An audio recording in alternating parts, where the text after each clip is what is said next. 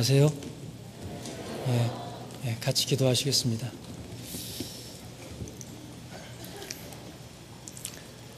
사랑과 은혜가 풍성하신 하나님 아버지, 자비로운 손길로 저희를 구원하시고 친히 교제 가운데 붙으시고 은혜로 양육하시며 보호해 주심에 감사를 드립니다.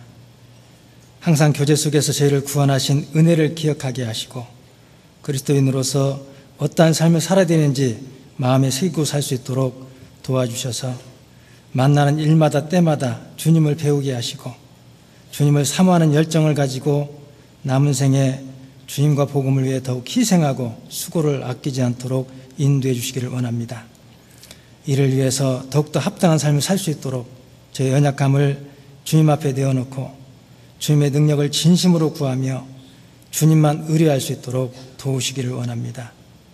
혹여 우리 가운데 여러 모양으로 고난을 받고 있는 지체들 있거든 이 시간 필요한 말씀으로 마음을 위로해 주시고 하나님께로 다시금 마음이 향할 수 있도록 친히 이끌어 주시옵소서. 그리하여 주님 다시 오실 때까지 우리들의 걸음을 인도해 주시고 귀한 하나님 역사가 우리 모두를 통해서도 나타날 수 있도록 도와주시옵소서. 또한 주님의 이름으로 준비되고 진행되는 집회마다 그리고 2017년 학예 수양회를 통해서도 크고 놀라우신 구원의 역사가 나타날 수 있도록 함께 역사해 주시기를 원합니다. 이 시간도 온전히 주 성령의 능력에 의지하면서 이 모든 것 저희를 사랑하시는 예수님의 이름으로 기도드렸습니다. 아멘. 성경 시편 40편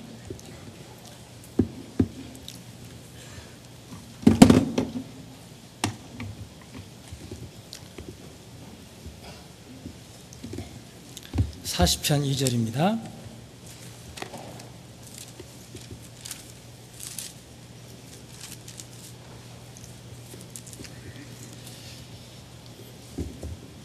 시편 40편 2절.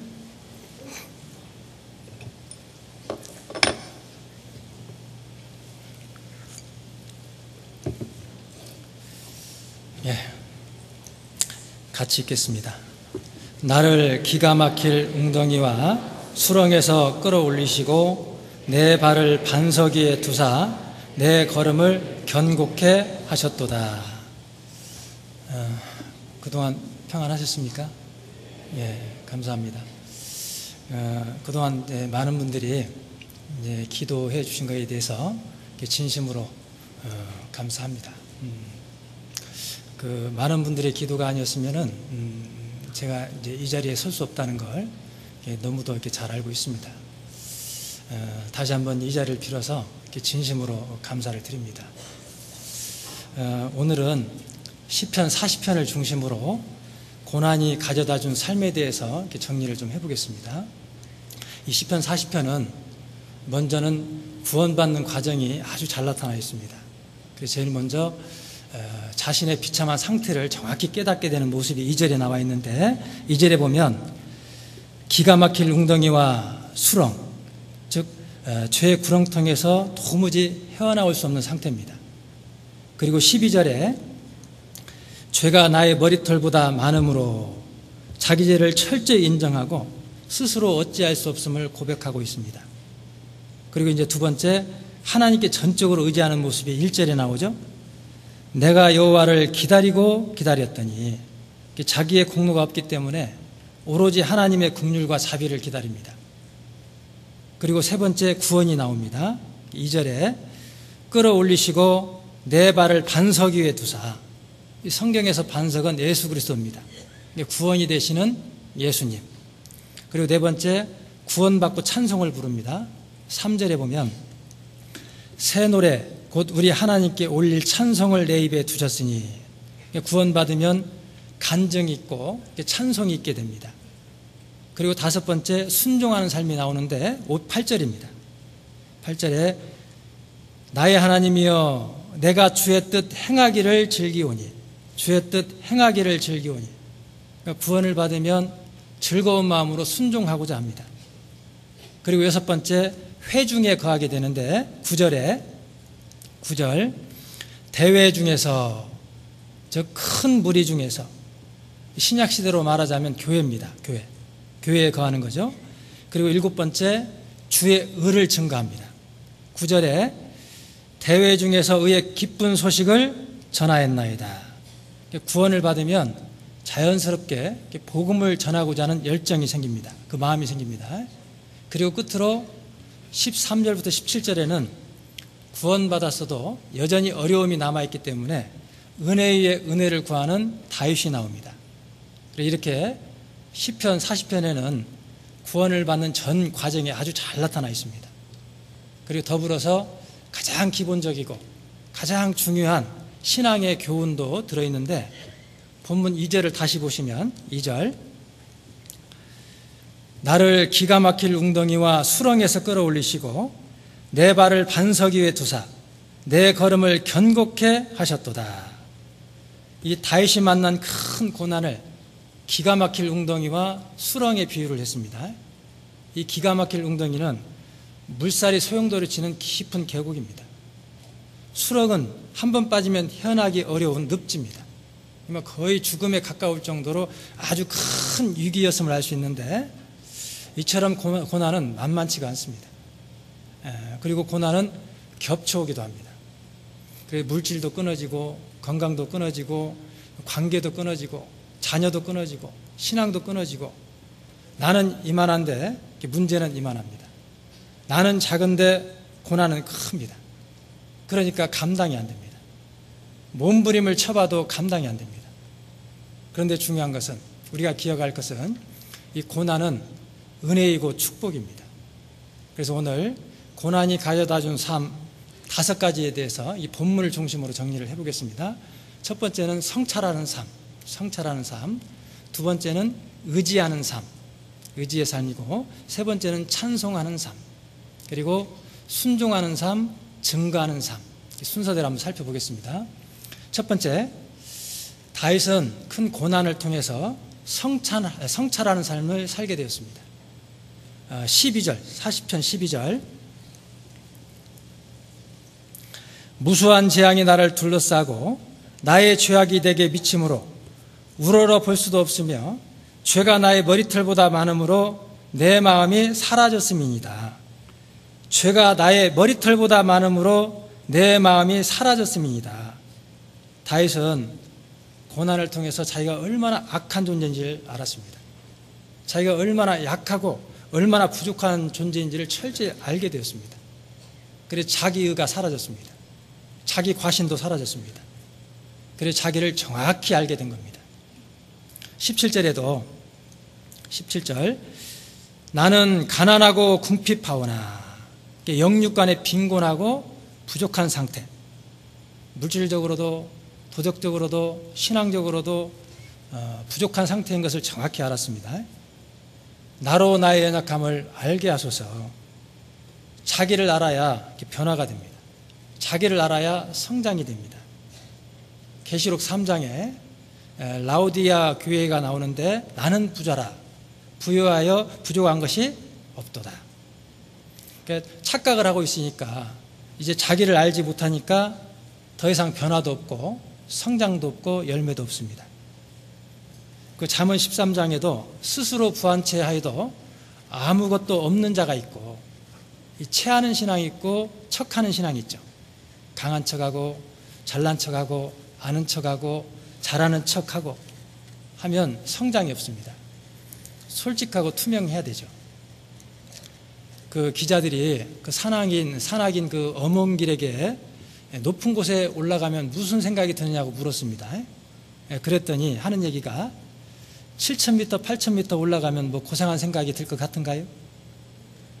인생의 의미나 뭐 인생의 목적 그런 생각이 들 것 같은가요? 아닙니다. 그곳에 가면 자기를 보게 됩니다. 자기를. 철저히 자기만 남게 됩니다. 자기가 얼마나 약한 사람인지, 자기가 얼마나 악한 사람인지 가면을 다 벗게 됩니다. 비로소 가면을 다 벗고 자기하고 정직하게 마주하게 됩니다. 자기의 본성을 보는 거죠.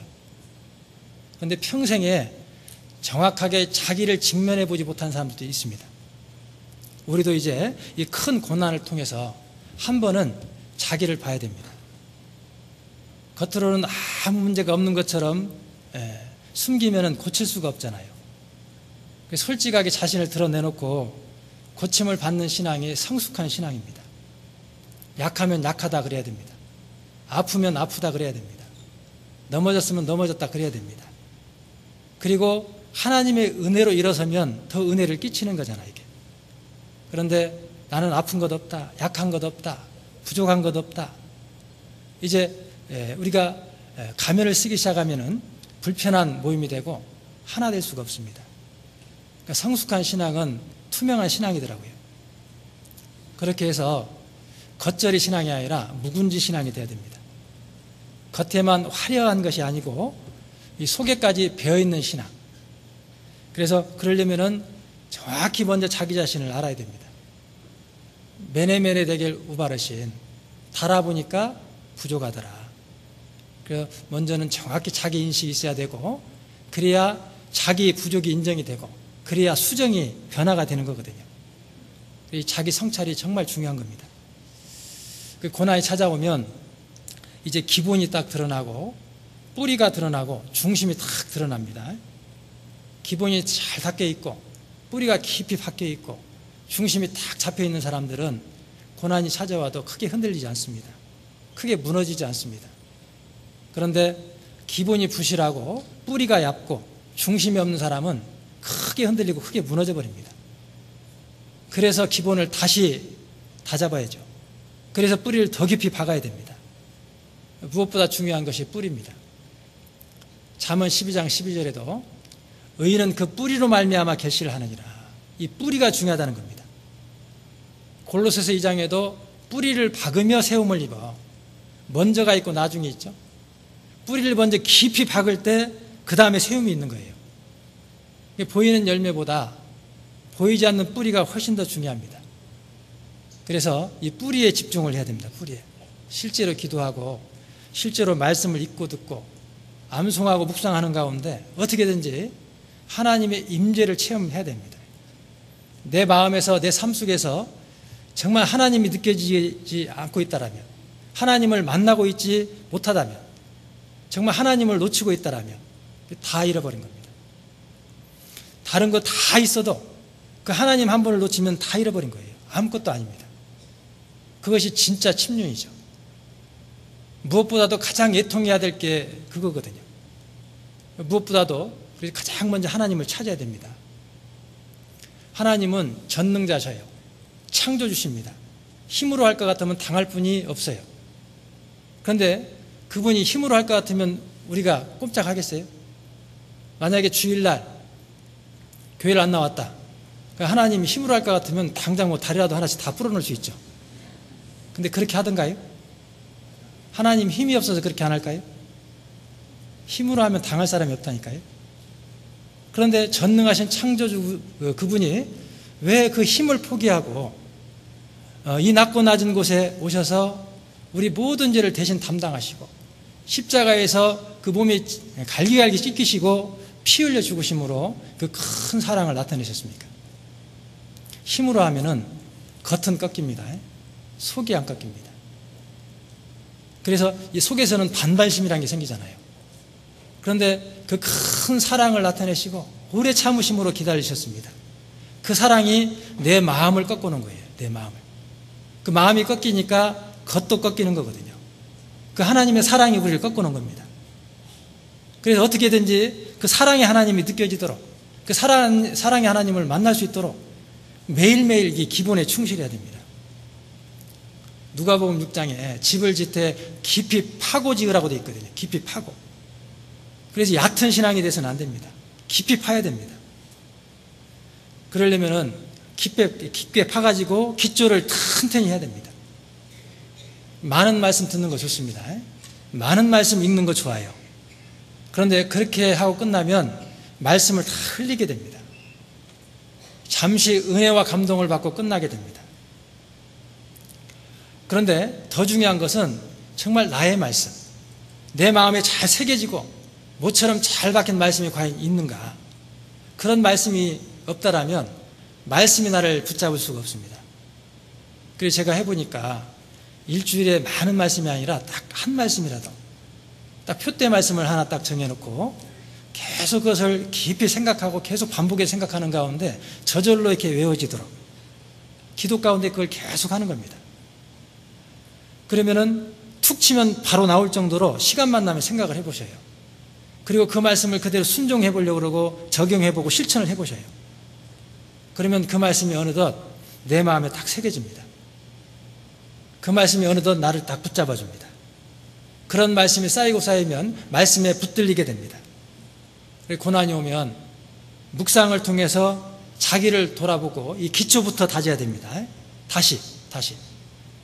그래서 주 안에서 그래야 큰 나무가 되고 큰 사람이 됩니다. 생쥐에게 1cm 상처는 아주 치명적입니다. 생쥐에게.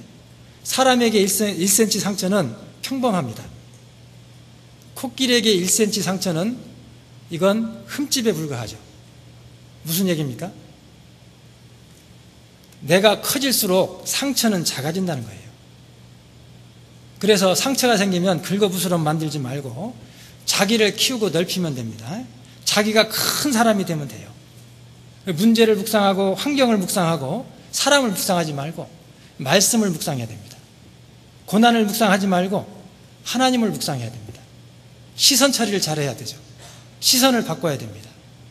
그런데 눈에 보이는 걸 계속 묵상을 하니까 이게 자꾸 커지는 거예요. 반면에 자기는 작아지고 그러니 무거워질 수밖에요. 어떤 며느리가 시어머니가 그렇게 미운 거예요. 어떻게 시어머니 노릇을 하는지 너무너무 밉습니다. 그런데 나중에 며느리 얻으면 절대 저런 시어머니 되지 말아야지 다짐을 했답니다. 그런데 나중에 며느리를 얻고 보니까 더한 시어머니가 되어 있는 거예요. 왜 그래요? 아니 평생을 그 못된 시어머니를 묵상했으니 더할 수밖에요. 무엇을 묵상하느냐 그래서 중요한 겁니다. 고난이 찾아왔을 때 고난 자체를 묵상하지 말고 하나님께 집중해가지고 하나님을 묵상하고 말씀을 묵상해야 됩니다. 자꾸 말씀을 통해서 크신 하나님을 만나니까 이게 넘어가지는 거거든요.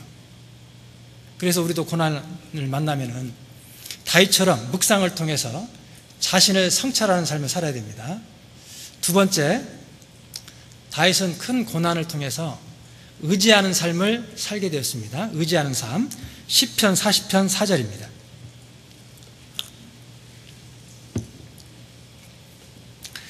여호와를 의지하고, 이 의지한다는 건 하나님을 바라보는 겁니다.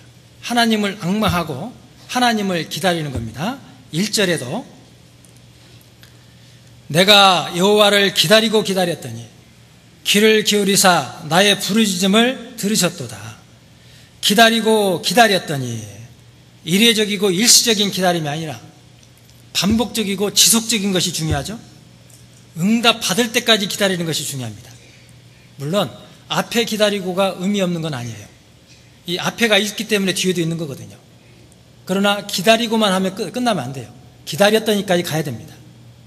그래야 응답이 됩니다. 그래서 고난을 극복했던 그 비결이 기다리고 기다렸더니, 네팔에서 이렇게 선교하는 선교사님에게 한 번은 물었어요. 선교할 때 제일 어려운 것이 무엇이더냐고. 그랬더니 딱 한마디 하더라고요. 조급함이라고. 조급함.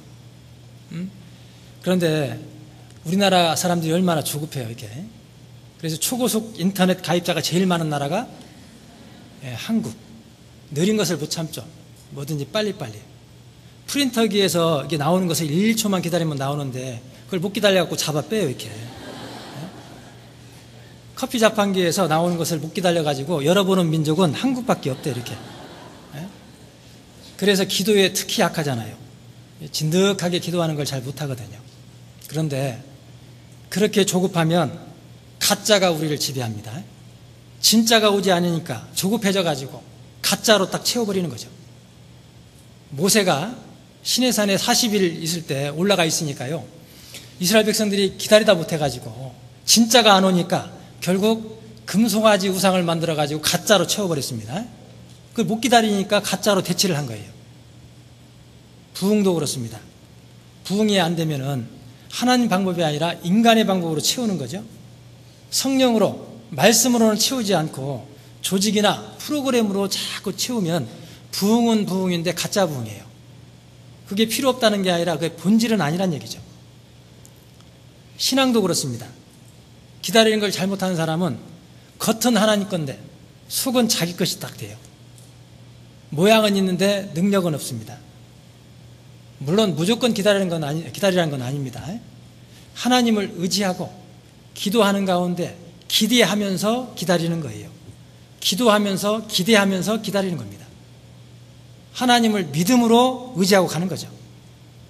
요셉도 2년간 감옥에서 기다리는 훈련을 했습니다. 사도 바울도 2년간 감옥에서 기다리는 훈련을 했습니다. 다윗도 왕이 되기 전에 10년간 그 기다리는 훈련을 했습니다. 모세도 쓰임받기 위해서 40년간 광야에서 기다리는 훈련을 했습니다. 그 기간 동안에 딱 한 가지 배운 거거든요. 하나님만을 철저히 의지하고 하나님만을 철저히 신뢰하는 그 훈련을 받은 겁니다. 그래서 고난을 통과한 사람은, 큰 고난을 통과한 사람은 이제 이 믿음 중심이 됩니다. 믿음 중심. 그 열왕기하 6장에 보면 북이스라엘에서 그 아하방 시대에 활동했던 엘리사 선지자 얘기가 나옵니다. 그때 당시에 신흥 국가였던 아람이 이스라엘을 계속 쳐들어오는데 매번 이스라엘 매복에 걸려가지고 패배를 하거든요. 그래서 아람 왕이 그 생각을 해보니까 이상한 거예요. 신하들을 이렇게 모아놓고, 야, 이거 아무래도 이상하다. 우리 중에 분명한 첩자가 있다. 그랬더니 그 중에 한 신하가, 왕이시여, 우리 중에 첩자가 있는 게 아니라 그 나라에 엘리사라고 하는 선지자가 있는데 참 신통한 선지자가 있습니다.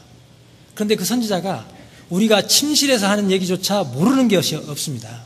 그 선지자를 죽이지 않고는 절대 승리할 수가 없습니다. 그러면은 엘리사에게 군대를 보내가지고 엘리사를 죽이자. 가지고 큰 군대를 보내가지고 도단성, 엘리사가 있는 도단성을 포위를 해버립니다. 겹겹이. 절대 놓쳐서는 안 되는 사람이기 때문에 큰 군대를 보내가지고 싹 에워싸요. 빠져나가지 못하도록. 절대절명의 위기 상황. 그런 상황에서 전혀 다른 두 사람의 반응을 보게 됩니다. 엘리사의 종은 그 상황에서 낙심하고 탄식을 해요. 아, 주여 어찌하오리까. 우리가 이제 죽게 되었습니다. 우리에게는 전혀 희망이 없습니다. 원망이 섞인 탄식을 합니다. 엘리사의 종은 그동안 엘리사를 따라다니면서 얼마나 많은 기적과 능력을 체험을 했어요. 목격을 했습니까? 그런데 그것이 자기화되지 않은 거예요. 그러다 보니까 결정적인 순간에 믿음보다 이성이 앞섭니다. 침륜하면 우리가 게으름이나 불성실, 도덕적인 죄를 생각하는데, 그런데 가장 근본적인 침륜은 엘리사의 눈이 없어지는 거고 믿음의 눈이 사라지는 겁니다. 오직 눈에 보이는 것만으로 판단하고 눈에 보이는 것에 지배를 받고, 이 게하시의 눈과 엘리사의 눈은 다릅니다. 게하시는 육신의 눈을 가졌어요. 눈에 보는 걸 통해서 이제 죽게 되었나이다. 그런데 엘리사는 믿음의 눈을 가졌죠. 그래서 그리스도인들에게 가장 비극은, 가장 슬픈 것은 뭐냐? 이 엘리사의 눈, 믿음의 눈이 사라지는 겁니다. 엘리사에게는 믿음이 있었죠. 우리와 함께한 자가 저희와 함께한 자보다 많으니라. 엘리사는 주님을 바라봤습니다. 믿음이 없는 엘리사의 종에게는 절망의 아침이었지만은 믿음이 있는 엘리사에게는 희망의 아침이 되었어요. 그래서 이 믿음의 눈이 열리면 하나님의 군대가 보이고 천군 천사가 싹 보이는 거예요. 이게. 그러니까 절망이 희망으로 바뀌고 두려움이 담대함으로 바뀌는 겁니다. 성경에 두 가지의 삶이 나옵니다. 이성으로 사는 사람이 있고 믿음으로 사는 사람이 있어요. 계산이 들어가면 믿음이 사라집니다. 믿음이 들어가면 계산이 사라집니다. 민수기 13장에서 정탐꾼의 보고가 나오는데 10명의 정탐꾼은 똑같은 걸 봤는데 그들에 비하면 우리는 메뚜기다. 우리는 절대 이길 수가 없다. 여호수아 갈렙 두 사람은 그들은 우리의 밥이다. 우리가 능히 이긴다. 같은 사람들을 보고 전혀 다르게 평가를 했어요. 왜 그럴까? 10명은 사람의 눈으로 봤습니다. 육신의 눈, 이성의 눈으로 봤습니다. 지극히 합리적이고 지극히 이성적이고 지극히 계산적인 사람들이에요. 그들 중심에는 믿음이 없었습니다. 반면에 두 사람에게는 하나님의 눈이 있고 신령한 눈이 있고 믿음의 눈이 있었습니다. 그러한 믿음이 우리의 신앙의 기초가 돼야 돼요. 가장 밑바탕이 기초가 돼야 됩니다. 그 믿음이. 여기 좀 줄 걸치시고 베드로후서 1장 5절로 7절.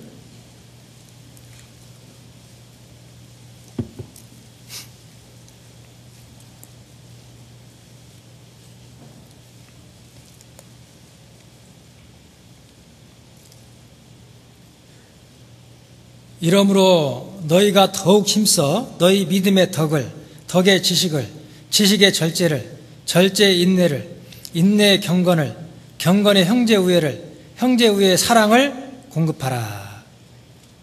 이 말씀을 믿음의 8층집 또는 믿음을 기초로 본다면 믿음의 7층집이라고도 합니다. 믿음으로 시작해서 사랑으로 딱 끝납니다. 제일 꼭대기층에 사랑이 있죠. 신앙의 완성은 사랑이고 율법의 완성은 사랑이에요. 그런데 여기에서 가장 기초가 되는 믿음을 빼버리면 모든 것이 다 헛되게 되고 인간적인 의만 남게 됩니다. 그래서 가장 기초는 믿음이에요. 우리 신앙의 기초에 믿음이 있어야 됩니다. 우리 삶의 기초에 믿음이 있어야 됩니다. 그래야 흔들리지 않고 무너지지 않는 인생이 됩니다. 유다서 1장 20절. 유다서 1장 20절.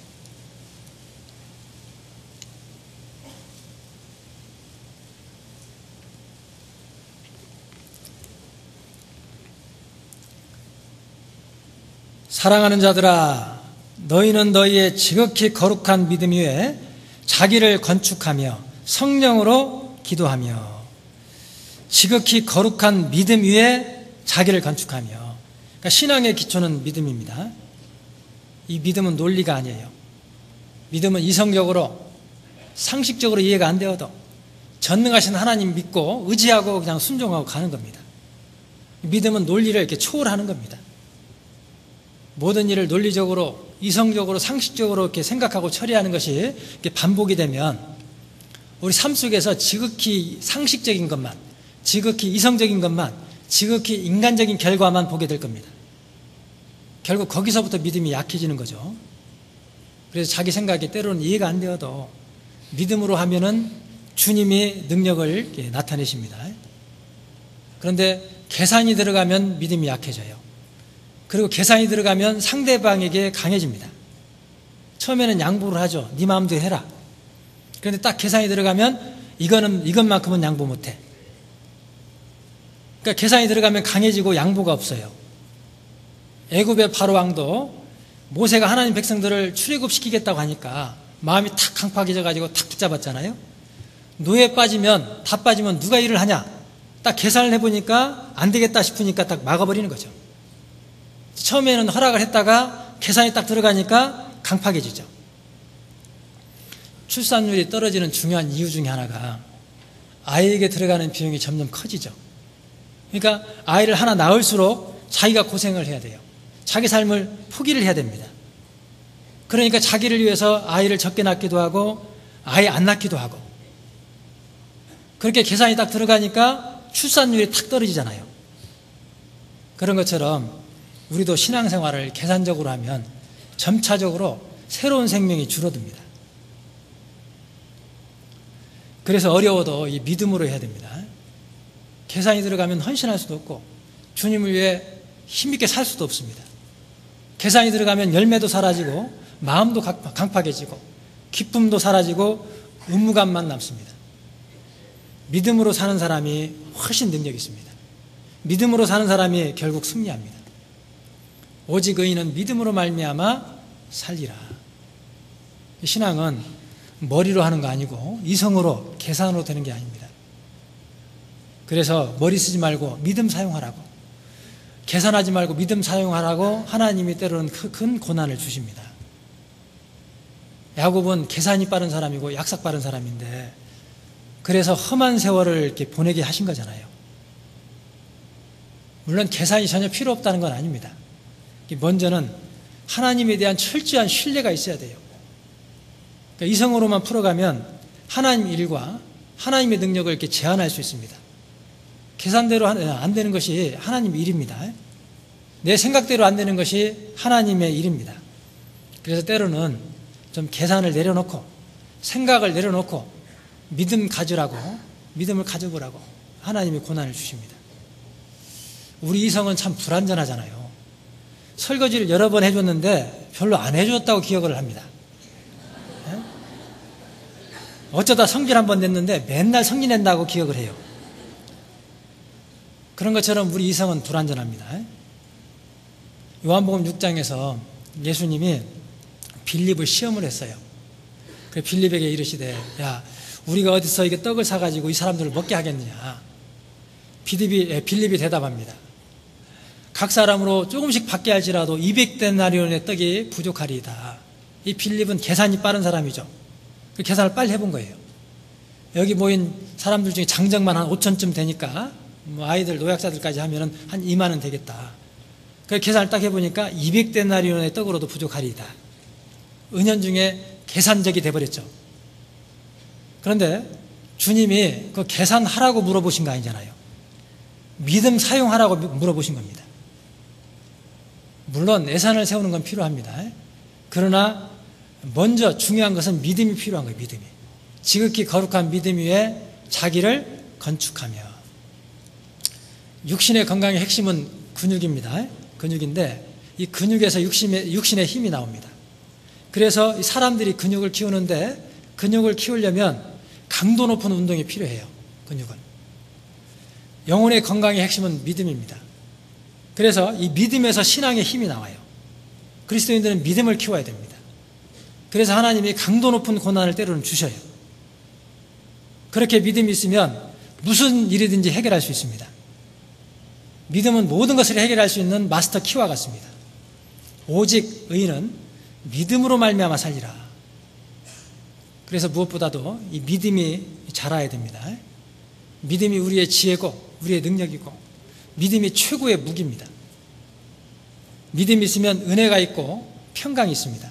지혜가 있고 능력이 있습니다. 믿음이 아무튼 최고입니다. 믿음이 없기 때문에 염려하고 욕심을 부립니다. 믿음이 없기 때문에 능력도 없고 역사도 없습니다. 그래서 어떻게 하든지 이 믿음을 키워야 돼요. 우리는 상황이 풀어지기를 바라고 고난을 넘어가기를 바라는데 하나님은 믿음 자라기를 바라십니다. 그래서 데살로니가 후서 1장에 너희 믿음이 더욱 자라고 근육은 쓸수록 강해지듯이 믿음은 사용할수록 강해집니다. 다른 방법이 없어요. 믿음이 자라는 방법은 믿음을 사용해 보는 겁니다. 여리고성을 정복하기 위해서 이제 하루에 한 바퀴씩 6일 동안 돌고 마지막 7일째 이제 7바퀴를 돌고 나서 나팔을 불면서 함성을 지르라고 되어 있죠. 그런데 이건 전략도 뭣도 아닙니다. 이건 도무지 이해가 안 됩니다. 도무지 순종하기 어렵습니다. 만약에요 담임 목사님이 여기 사모아파트 사람들 전도하기 위해서 일주일 동안 매일 돕시다. 거기를 하루에 한 바퀴씩 돌고 7일째는 7바퀴 돌고 이렇게 한번 해봅시다.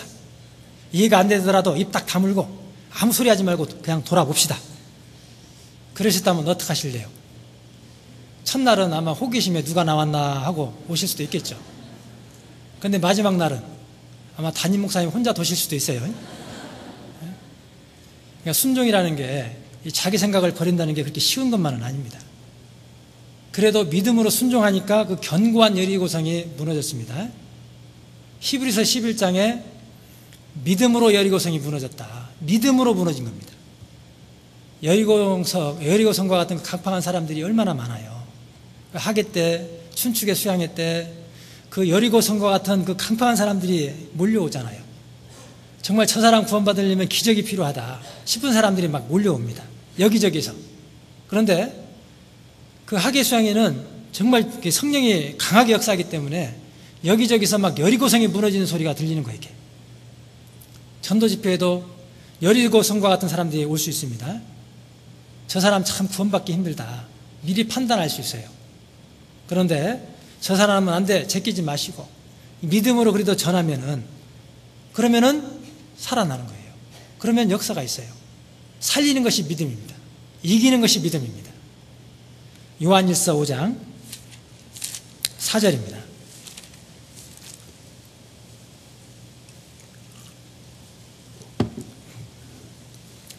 요한일서 5장 4절.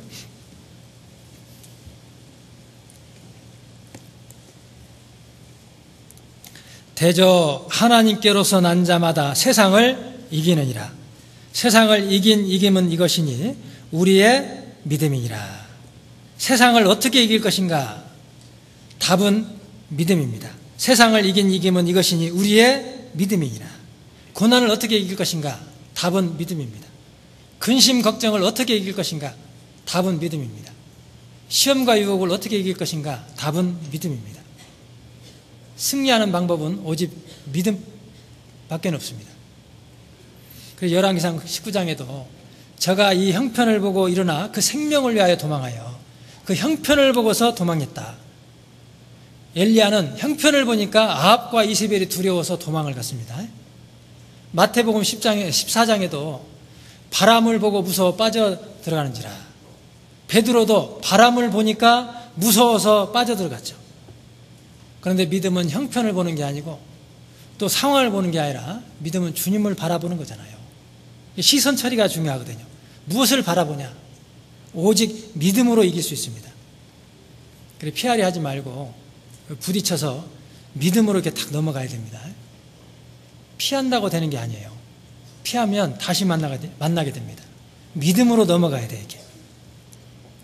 룻기에 나오는 나오미는 흉년을 믿음으로 넘어간 게 아니라 자기 생각으로 약속의 땅을 버리고 이방 땅인 모압 땅으로 피했습니다. 피하니까 어떻게 돼요? 남편도 죽고 두 아들도 죽고 더 큰 고난을 만납니다. 더 큰 고난을. 이게 비가 많이 오고 난 다음에 햇빛이 착 찔 때 그 다음날 산책을 하다 보면 또 길 걷다 보면 그 지렁이들이 많이 죽어 있는 모습 혹시 보셔요? 말라 죽어 있죠. 왜 죽었을까요? 이 지렁이는 이 피부로 호흡을 합니다. 땅 속에 들어있는데 막 비가 쏟아지니까 물이 차오르니까 숨을 못 쉬겠는 거예요. 죽을 것 같은 겁니다. 그래서 살려고 나왔어요. 살려고 나왔는데 햇빛에 더 약하거든요. 특히 햇빛에 약합니다. 살려고 나왔다가 죽었어요. 물을 피했다가 햇빛을 만났습니다. 호랑이 피했다가 곰을 만난 격이에요. 그런 것처럼 야곱도 그랬죠. 고난을 만나면 항상 자기께로 이렇게 피해가니까 자꾸 더 큰 고난을 만나는 겁니다. 그래 어찌되었든 믿음으로 직면해서 이걸 넘어가야 되거든요. 세상을 이김은 이것이니 우리의 믿음이니라. 하나님은 때로는 장애물을 치워주시는 게 아니라 믿음 주시기를 원합니다. 편안이 아니라 믿음 주시기를 원하십니다. 세상에서 제일 좋은 것이 믿음이에요. 믿음. 그래 어떻게든지 하나님은 믿음을 주시려고 그러고 어떻게든지 마귀는 그 믿음을 뺏으려고 그러고 마귀가 물질을 주어서 믿음을 빼앗을 수 있다면 물질을 줍니다. 물질을 잃게 해서 믿음을 빼앗을 수 있다면 물질을 빼앗습니다. 건강을 통해서 믿음을 빼앗을 수 있다면 건강을 이용합니다. 사람을 통해서 믿음을 빼앗을 수 있다면 사람을 이용을 해요. 치열한 그 영적 전쟁이 딱 있는 거거든요. 어떤 일이 있어도 이 믿음만큼은 빼앗겨서는 안 돼요. 내가 막 이해할 수 없는 일이 있을지라도 내가 가장 사랑하는 사람을 내가 가장 사랑하는 그 무언가를 빼앗긴다 할지라도 절대 이 믿음을 빼앗겨서는 안 됩니다. 이 믿음이 무너지니까 다 무너집니다. 믿음을 빼앗기면 다 빼앗깁니다. 사단은 욥에게서 재산을 빼앗고 자녀를 빼앗고 건강을 빼앗았습니다. 그런데 사단의 최종 목적은 뭐예요? 최종 목적은 믿음을 빼앗는 거예요. 있어서 감사하는 것은 이방인도 할 수 있습니다. 없는데도 불구하고 감사하는 것은 그리스도인만이 할 수 있습니다. 있어서 감사하는 것은 상식입니다. 없는데 감사하는 것은 믿음입니다. 가난할 때 불평하는 것은 상식입니다. 가난에도 불구하고 감사할 줄 아는 것은 믿음입니다. 시간이 있어서 봉사하고 교제하는 것은 상식입니다. 그러나 시간이 없음에도 불구하고 봉사하고 헌신하는 것은 교제하는 것은 믿음입니다. 있는 것 드리는 건 상식이죠. 없는데도 불구하고 드리는 것은 믿음입니다. 이방인은 상식으로 살지만은 우리 그리스도인들은 믿음으로 살아야 됩니다. 그래서 신앙은 다른 것 아니에요. 이 믿음을 계속 키워가는 겁니다. 키워가는 것. 물질의 문제, 고난의 문제, 핍박의 문제, 질병의 문제, 죽음의 문제, 모든 분야에서 자꾸 믿음을 키워가는 거예요. 이제 세 번째, 다윗은 그 큰 고난을 통해서 찬송하는 삶을 살게 되었습니다. 찬송의 삶이죠. 시편 40편 3절로 가보겠습니다.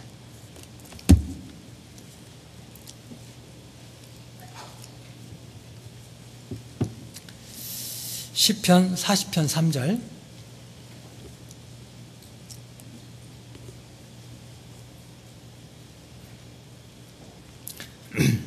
새 노래 곧 우리 하나님께 올릴 찬송을 내 입에 두셨으니 많은 사람이 보고 두려워하여 여호와를 의지하리로다. 새 노래 곧 우리 하나님께 올릴 찬송을 내 입에 두셨으니, 그러니까 고난을 믿음으로 이렇게 통과하면 새 노래를 주십니다. 새 찬송을 주십니다. 새 간증을 주십니다. 이것이 나의 간증이요 이것이 나의 찬송일세. 고난을 통과하면 간증거리가 생기죠. 어떤 자매님은 어린 자녀, 고만고만한 자녀가 4명이에요. 4명인데 아이들과 친정을 간 사이에 남편이 무당인 자기 어머니 말을 듣고 짐을 싹 빼고 집을 싹 처리해가지고 그냥 도망을 가버렸어요. 간틈을 타가지고. 가지고 한순간에 그 일가족이 길거리에 앉게 됐거든요. 그리고 어떻게 허름한 집을 얻게 되고 또 그 교구 식구들이 이렇게 도와가지고 겨우겨우 살림을 이렇게 구색을 좀 갖추고 그렇게 겨우겨우 사는데, 그런데 고난이 겹쳐옵니다. 그 뒤에 원인 모를 병이 발병이 돼가지고 오랫동안 고생을 해요. 약의 부작용 때문에 약이 얼마나 독한지 막 몸이 얼마나 부었는지 몰라요. 막 얼굴도 부어가지고 전혀 다른 사람으로 변했어요. 그런데 그 와중에도 자원을 해서 교회학교 교사봉사를 시작했습니다. 그 와중에도. 그래서 제가 그 모습을 보면서 야, 저 자매님은 중심에 정말 주님을 위해 살고자 하는 마음이 있구나. 고난을 당해본 사람들은 그게 쉬운 게 아니라는 걸 알잖아요. 그렇게 살기가 쉽지가 않습니다. 그런데 정말 중심에 주님을 사랑하는 마음이 있구나. 그게 느껴졌어요. 그러니까 더 기도가 됩니다. 그리고 얼마 전에 새로 이사한 집에 이제 구역 모임을 하는데 가서 보니까 방이 딱 3칸이 이렇게 딸려 있는데 아파트 구조의 집을 나라에서 주었대요. 나라에서. 건강도 이제 거의 다 회복돼 가지고 원래 모습으로 돌아왔습니다. 그 모습 그 자체만으로도 은혜가 되고 감사가 되었습니다. 그 자체가 새로운 노래였습니다. 그 자체가 새로운 간증이었습니다. 우리도 감당할 수 없는 고난이 찾아오면 때로는 너무나 힘들어서, 때로는 너무나 외로워서, 때로는 너무나 괴롭고 너무나 답답해서 남몰래 흘리는 눈물도 많이 있죠. 그건 본인만이 아는 그런 고통이 있어요. 그런데 주께서 나의 슬픔을 변화해 춤이 되게 하시며 나의 베옷을 벗기고 기쁨으로 띠띠우셨나이다. 그 큰 고난을 통과한 다윗의 간증처럼 그 고난 가운데서도 감당할 수 없는 기쁨을 주시는 것이 있습니다. 그것 때문에 흘리는 눈물도 있습니다. 그것이 우리들의 새 노래입니다. 역설적이지만 고난은 고난을 이기게 합니다. 큰 고난은 작은 고난을 이길 수 있는 힘을 줘요. 역설적이지만 큰 고난이 오면 작은 고난은 고난도 아닙니다. 손톱 밑에 가시가 박히면 너무너무 아프죠. 그런데 다른 곳에 더 큰 고통이 생기면 이 고통은 고통도 아니에요. 느껴지지도 않습니다. 고난이 겹쳐오거나 점점 고난의 강도가 세워지면 고난에 대한 내성이 생깁니다. 고난의 매트리스가 자꾸 쌓이는 거죠. 매트리스가 두껍기 때문에 어지간한 고난에도 넘어져도 별로 아프지가 않아요. 또한 역설적이지만 고난은 오히려 진정한 자유를 가져다 줍니다. 고난을 통해서 자유함을 얻게 돼요. 항해를 하다 보면 많은 암초를 만나잖아요. 암초를 피하면 또 암초를 만나고, 또 암초를 또 피하면 또 암초를 또 만나고, 수없이 많은 암초들이 다 있습니다. 암초는 끝이 없습니다. 피해도 끝이 없죠. 계속 암초가 다가옵니다. 감당이 안 될 정도로.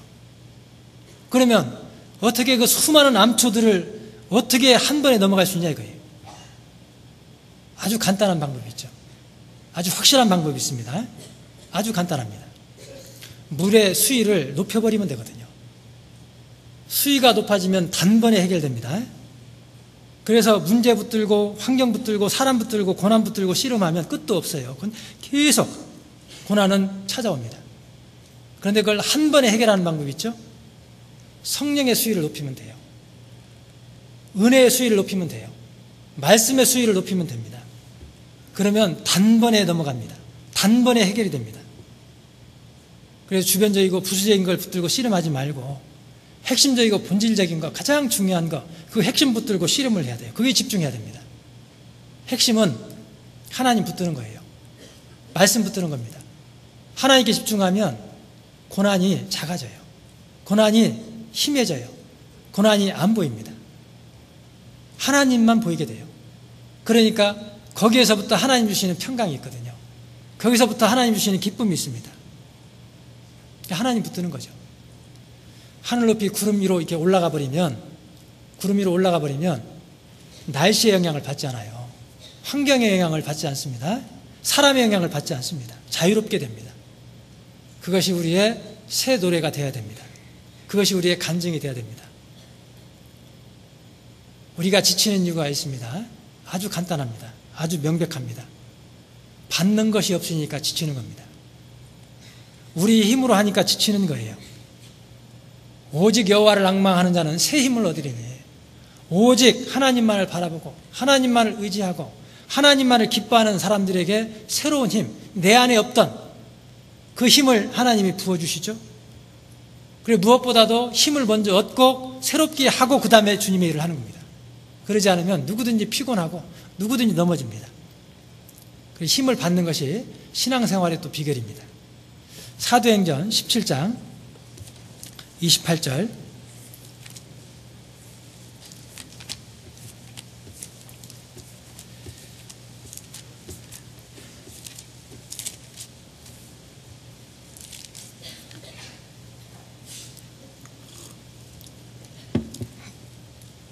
사도행전 17장 28절.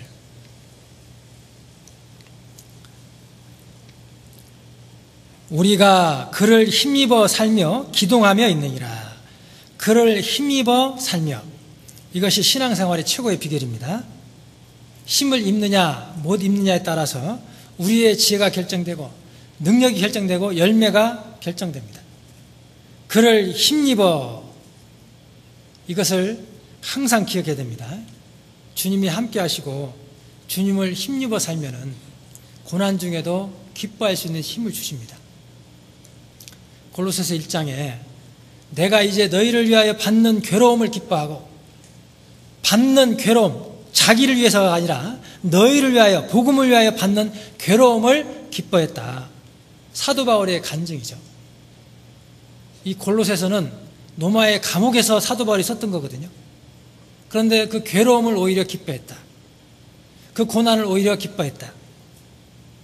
바울은 그 극심한 고난을 이상하게 여긴 것이 아니라 당연시했습니다.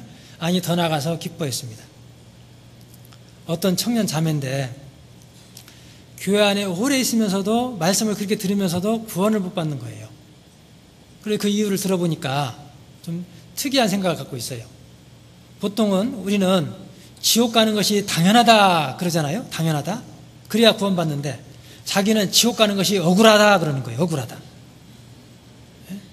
그러니까 십자가에서 피 흘려 죽으신 예수님의 보혈의 그 은혜가 아니고 당연하다 돼버린 거예요. 한 단계씩 딱 낮춰진 거죠. 억울하다 그러니까 당연하다가 돼버린 거예요. 그게. 그러니까 그 은혜가 잘 안 깨달아져요. 당연한 것을 억울하다 생각하니까 들어도 안 깨달아집니다. 물론 지금은 구원받고 신앙생활 잘해요. 그런데 우리가 그럴 수 있습니다. 우리가 주님 안에서 받는 고난이 당연한 건데, 복음과 함께 고난을 받으라 그랬는데 당연시해야 되는데 그걸 억울하게 생각하거나 특별하게 생각을 하면은 은혜가 안 됩니다. 당연하다를 넘어서서 고난을 기뻐하는 사도 바울의 신앙, 그걸 배워야 됩니다. 사도들도 그랬습니다. 사도행전 5장에 사도들은 그 이름을 위하여 능욕받는 일에 합당한 자로 여기심을 기뻐하면서, 능욕받는 일에 합당한 자로 여기심을 기뻐하면서 온갖 능욕을 다 당했죠. 복음 때문에. 그런데 그것을 당연시하고 기뻐했습니다. 그게 힘이죠. 저희 큰아들이 수술을 한 적이 있는데, 그런데 이놈이 수술 날짜를 막 그렇게 기다려요. 언제 수술하냐고 막 몇 번이고 물어보고 또 물어보고. 그래서 물어봤습니다. 야, 너 수술하는 게 그렇게 좋으냐? 그랬더니 1초의 망설임도 없이 네. 아이, 좀 아플 텐데? 아이, 괜찮아요. 수술하는 걸 너무 좋아하더라고요. 나중에 한두 번 더 해줘야 되거든요. 근데 막 지금도 언제 하냐고 자꾸 물어봐요. 그래서 그때 수술할 때 안 아팠냐 그랬더니 안 아파요. 재밌어요. 그런데 안 아팠겠어요? 그 고통을 잊어버린 거겠죠. 왜냐? 워낙 새로운 것을 좋아하는 애라 병원에 가면 새로운 장소, 새로운 환경, 새로운 잠자리, 새로운 먹거리, 새로운 사람들, 그 기쁨 때문에 그 고통이 잊혀져 버리고 묻혀져 버린 거죠. 제 자식이지만 좀 특이한 데가 있어요. 아무튼 세상에 수술을 기뻐하고 수술을 즐기는 애가 다 있습니다. 이렇게. 그런 것처럼 고난을 당연시하고 오히려 기뻐하니까 고난을 즐기게 됩니다. 그리스도인이기 때문에 받는 고난이 있습니다. 안 받아도 되는 판단을 받아야 되고, 그다음에 안 받아도 되는 미움을 괜히 받게 됩니다. 그래서 아예 고난이 있다 각오를 해야 됩니다. 비중이 높을수록 상실감이 커져요. 외모에게 비중을 딱 두면, 외모가 변해가면 상실감은 더 커지는 겁니다. 재물에, 건강에, 권력에 비중을 두면 그것을 잃어버리면 상실감이 더 커져버립니다. 편안한 것에 비중을 두는 사람은 불편해지면 상실감이 훨씬 커요. 고난이 힘든 이유가 무엇입니까? 이 편안한 거에 자꾸 비중을 두는 거예요. 이게 편안한 거에 조금 더 편해보고자. 그러니까 조금만 불편해지고 조금만 고난이 와도 상실감도 크고 고통도 큰 거죠. 그런데 아예 그냥 그걸 인정해버리고 당연시해버리고 고난에 비중을 둬버리면 오히려 가벼워집니다. 고난을 당연시해버리면 고난이 두렵지 않습니다. 시편 112편 7절.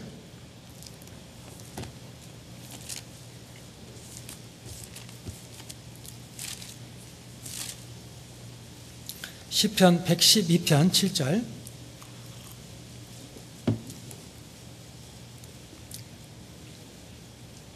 그는 흉한 소식을 두려워 아니하며 여호와를 의뢰하고 그 마음을 굳게 정하였도다.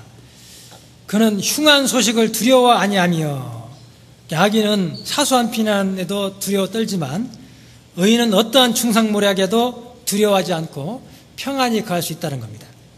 왜냐하면 그지에 여호와를 의뢰하고 그 마음을 굳게 정하였도다.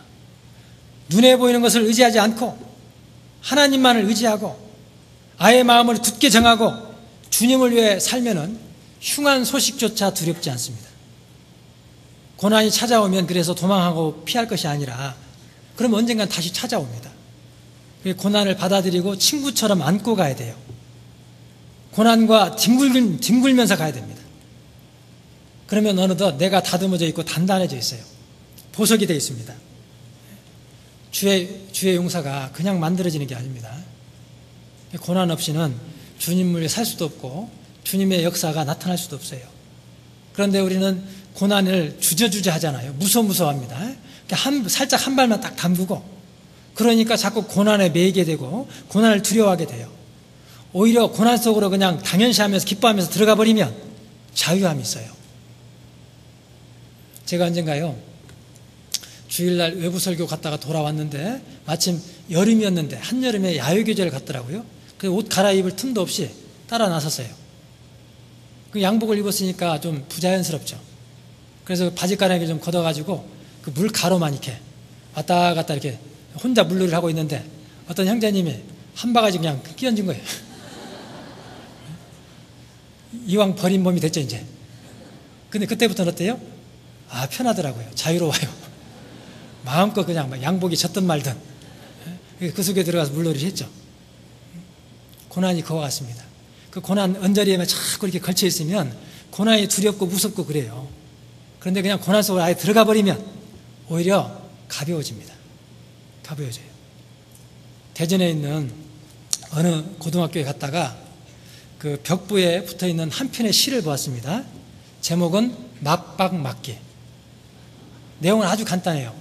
한 대 맞으면 눈물 나오고, 두 대 맞으면 코피 나오고, 세 대 맞으면 별이 보이고, 네 대 맞으면 눈에 뵈는 게 없다. 이 내용이 간단한 것 같아도 굉장히 깊이가 있더라고요. 한참을 그 앞에 서가지고 몇 번을 읽었습니다. 몇 번을.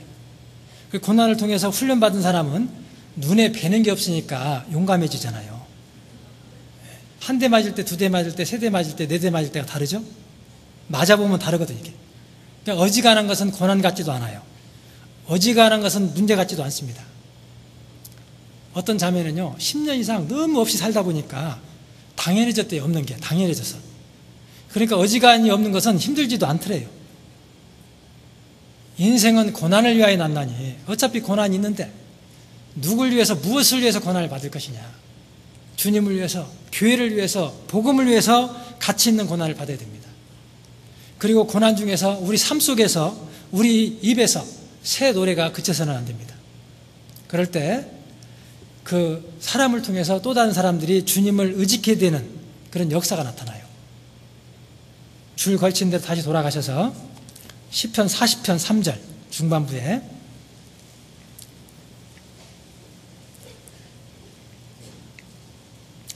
많은 사람이 보고 두려워하여 여호와를 의지하리로다. 많은 사람이 보고 의지하리로다. 우리는 먼저 의지하는 삶을 살아야 됩니다. 그래야 다른 사람들도 그걸 보고 의지하는 삶을 살게 할 수 있습니다. 그래서 입으로만 새 노래를 부를 게 아닙니다. 표정으로도 새 노래를 불러야 됩니다. 마음으로도, 삶으로도 새 노래를 불러야 됩니다. 그리고 고난 중에도 새 노래를 불러야 됩니다. 눕기는 장례식으로 시작해서 결혼식으로 끝납니다. 흉년으로 시작해서 풍년으로 끝납니다. 슬픔으로 시작해서 기쁨으로 끝납니다. 고통으로 시작해서 찬송으로 끝납니다. 그러한 새 노래가 우리 삶 속에서도 계속 있어야 돼요. 시편 33편 3절.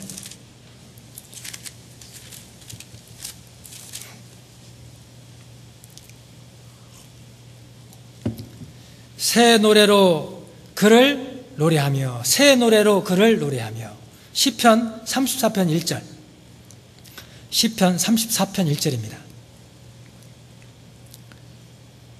내가 여호와를 항상 송축하며 그를 송축함이 내 입에 계속하리로다. 다윗이 아비멜렉 앞에서 목숨을 지키기 위해서 미친 채 하는 상황에서도, 심히 공고한 상황에서도 여기 항상 송축함이요 내 입에 계속하리로다. 여기 항상과 계속이 중요합니다. 항상과 계속. 어제 믿음으로 오늘을 살 수 없어요. 어제의 간증으로 오늘 살 수가 없습니다. 내가 옛날에 주님을 위해서 이렇게 살았다. 내가 옛날에 복음을 이렇게 힘있게 전했다. 과거 속에서만 살아서는 안 됩니다. 추억에만 잠겨 있어서는 안 돼요. 과거만을 자랑해서는 안 됩니다. 오늘도 여전히 주님을 만나야 돼요. 오늘도 여전히 살아있는 간증이 있어야 됩니다. 그래서 하나님이 때로는 고난을 주셔요. 만나도 날마다 거두어야 되잖아요. 어제의 양식으로 오늘 살 수는 없는 겁니다. 그래서 그때그때 말씀이 이렇게 묻어나오고 삶이 묻어나는 간증이 있어야 됩니다. 그럴 때 힘이 되고 격동이 됩니다. 그럴 때, 야, 저 형제, 저 자매 하는 걸 보니까 왠지 나도 따라하고 싶다. 나도 저 형제, 자매같이 좀 되고 싶다. 격동이 됩니다. 그래서 의지케 되는 삶을 살게 됩니다. 이제 네 번째, 다윗은 큰 고난을 통해서 순종하는 삶을 살게 됐습니다. 순종이죠. 시편 40편 8절. 시편 40편 8절.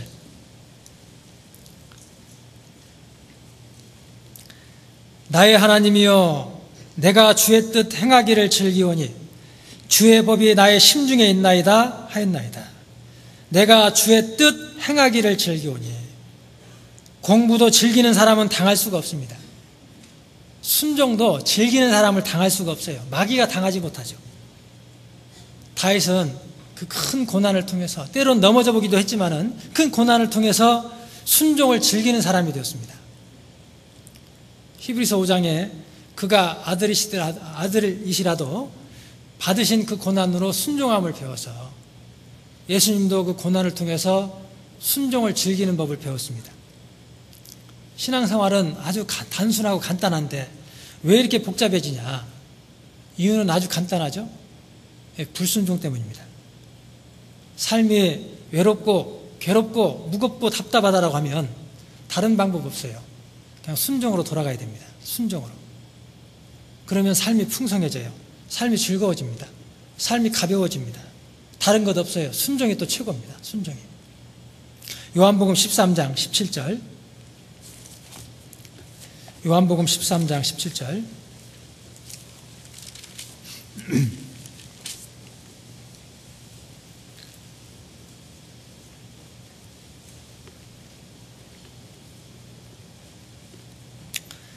요한복음 13장 17절. 너희가 이것을 알고 행하면 복이 있으리라. 알고 행하면 복이 있다. 아는 것에 그쳐서는 안 됩니다. 행하는 데까지 가야 됩니다. 행하는 사람에게 복이 있습니다. 순종하면 모든 것이 풀어져요. 모든 것이 이루어집니다. 그래서 자꾸 순종하는 쪽으로 마음을 이렇게 기울여야 됩니다.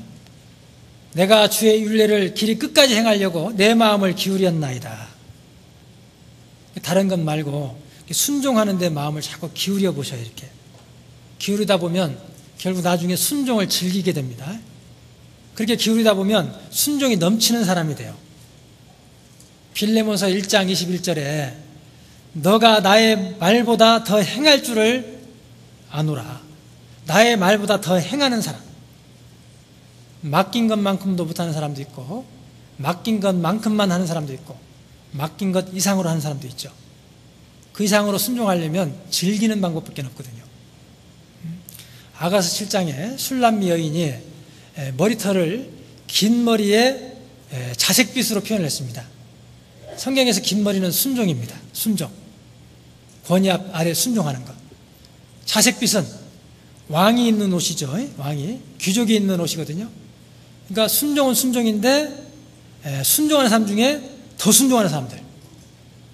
그런 사람들이 있으면 구역이 힘이 있어지고 교회가 힘이 있어져요. 구역이 살아나고 교회가 살아납니다. 힘있게 복음이 전해집니다. 그러면 어떻게 하면 그렇게 순종을 즐길 수 있을 것인가? 순종을 즐기는 방법은 딱 한 가지밖에 없습니다. 줄 걸친 대로 다시 돌아가서 시편 40편 8절.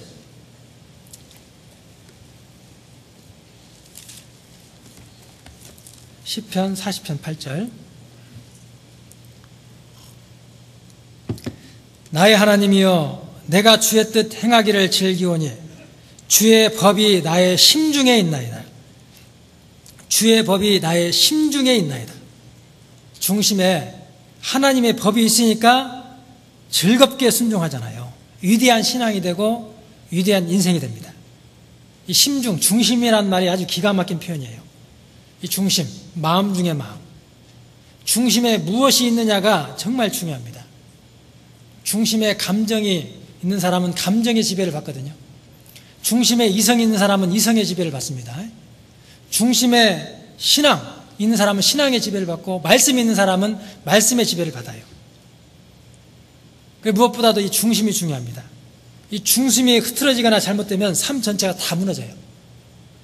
그래서 무엇보다도 중심에 주님이 있어야 되고 말씀이 있어야 됩니다.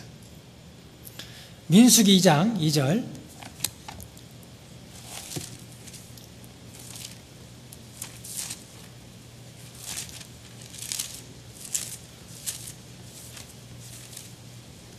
민수기 2장 2절입니다.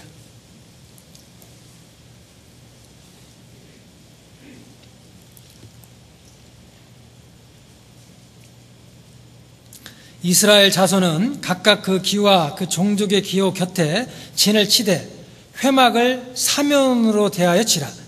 진을 치는데 회막 중심으로 사면을 대하여 치라. 이스라엘 백성들이 광야에서 행군을 할 때는 법궤가 제일 앞에 갔습니다. 하나님을 말씀을 앞세운다는 뜻이죠. 그리고 머무를 때는 진을 치는데 회막을 한가운데 딱 두고 사면을 대하여 쳤어요. 회막 중심으로. 회막은 하나님과 만나는 곳입니다. 하나님과 교제하는 곳입니다. 하나님의 임재를 체험하는 곳입니다. 그 중심에 항상 하나님이 있고 회막이 있어야 됩니다. 그래야 하나님 뜻을 이해할 수 있고 하나님 뜻대로 살 수 있습니다. 이것은 장소의 문제도 아니고 환경의 문제도 아니고 사람의 문제도 아니고 중심의 문제죠. 중심. 그 중심에 주님이 있느냐 없느냐, 회막이 있느냐 없느냐. 그래서 우리 구원받은 사람들에게 두 가지 시험이 있습니다. 없다 시험이 있고 있다 시험이 있어요. 어떤 때는 없게 하셔가지고 중심을 탁 드러나게 하셔요. 어떤 때는 있게 하셔가지고 중심을 탁 드러나게 하셔요. 뺏어보기도 하고 주워보기도 하고 그래서 중심을 드러나게 하셔요. 다윗도 시편 142편에 보면은 나를 아는 자도 없고 피난처도 없고 내 영혼을 돌아보는 자도 없나이다. 없고 없나이다. 없다 체험을 했습니다.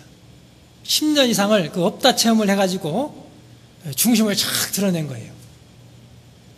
그리고 드디어 왕이 돼가지고 모든 것을 다 누리도록 허락하셨습니다. 있다 체험을 하게 하신 거예요. 있다 체험. 그렇게 해가지고 다윗의 중심을 하나님이 계속 만지셨습니다. 사도 바울도 내가 비천에 처할 줄도 알고 없다 체험이죠. 내가 풍부에 처할 줄도 알아. 있다 체험입니다. 모든 일의 일체의 비결을 배웠노라. 그렇게 해서 사도 바울의 중심도 하나님이 만지셨어요. 우리도 마찬가지죠.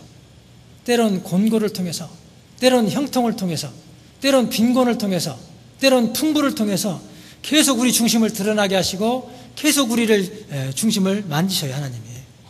중심이 중요하기 때문에. 시험 성적이 안 나와가지고 자살하는 아이들이 있었죠. 그 아이의 중심은 뭐예요? 공부죠. 공부. 성적이죠. 그런데 이 공부가 딱 무너지니까 중심이 딱 무너져 버리잖아요. 중심이 공부이니까 인생까지 딱 무너져 버리는 겁니다. 돈이 중심인 사람은 돈이 너무 많아도 무너져요. 돈이 너무 없어도 무너집니다. 발람 선지자는 중심에 돈을 사랑하는 마음이 딱 있으니까요. 모압 왕 발락이 착 돈으로 유혹을 해오니까 이스라엘 사람들을 팔아버렸습니다. 가룟 유다도 돈을 사랑하는 마음이 중심에 딱 있잖아요. 그러니까 예수님을 팔아버렸거든요.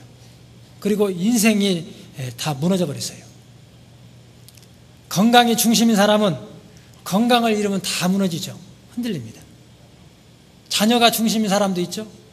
그 자녀 보면서 밥 안 먹어도 배부르다. 막 자녀가 잘생기고 공부도 잘하고 말도 잘 듣고 보기만 해도 막 흐뭇하죠.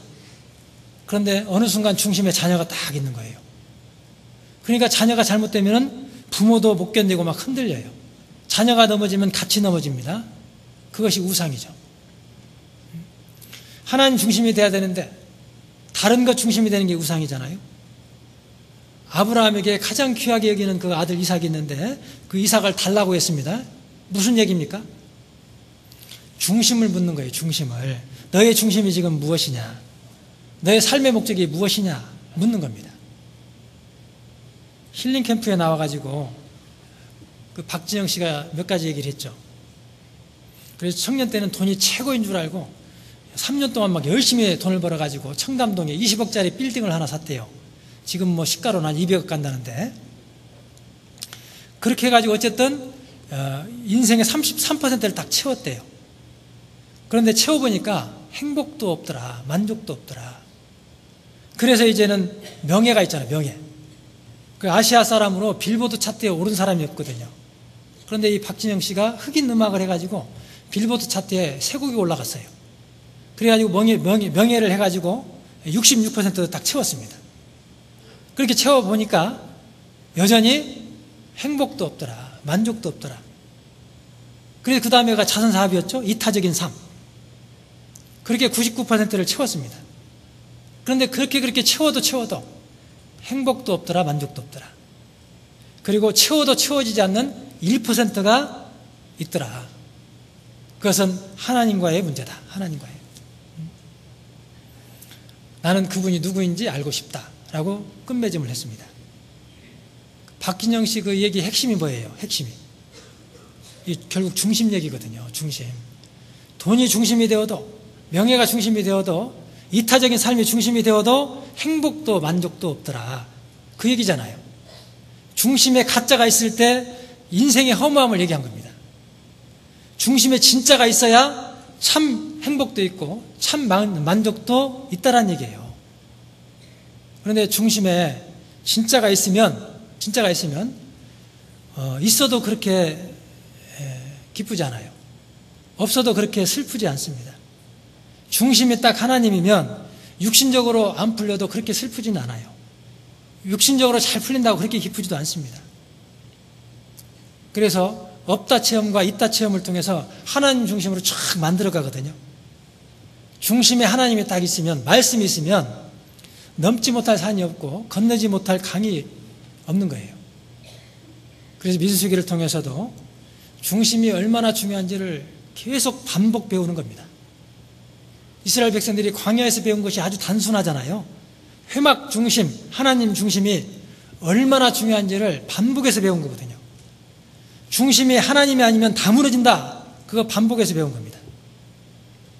광야에서 먹을 것 없을 때 그게 중심이니까 원망했습니다. 광야에서 마실 것 없을 때 그것이 중심이니까 원망했습니다. 그런데 하나님이 중심이 아닌 사람은, 중심이 아닌 것은 광야에서 다 죽게 했잖아요.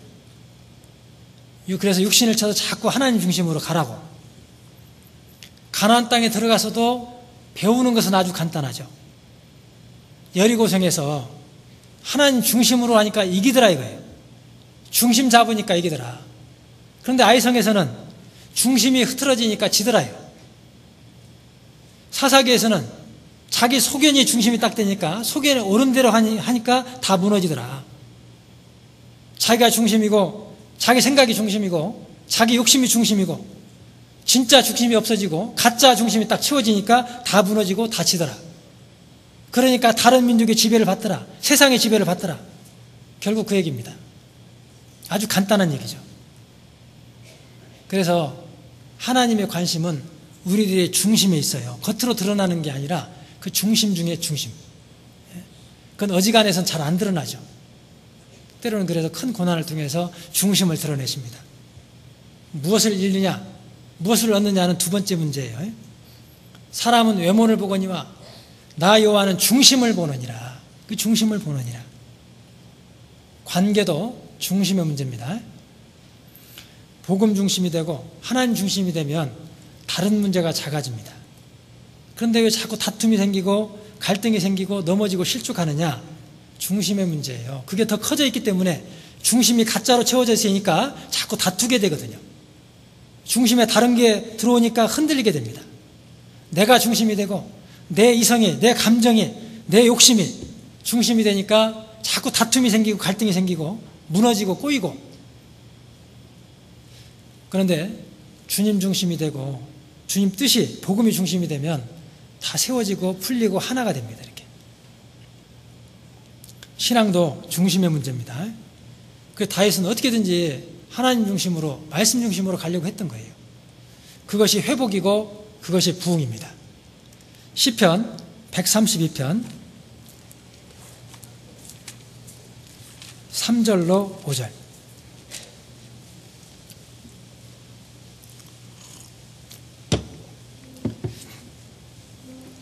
시편 132편 3절로 5절.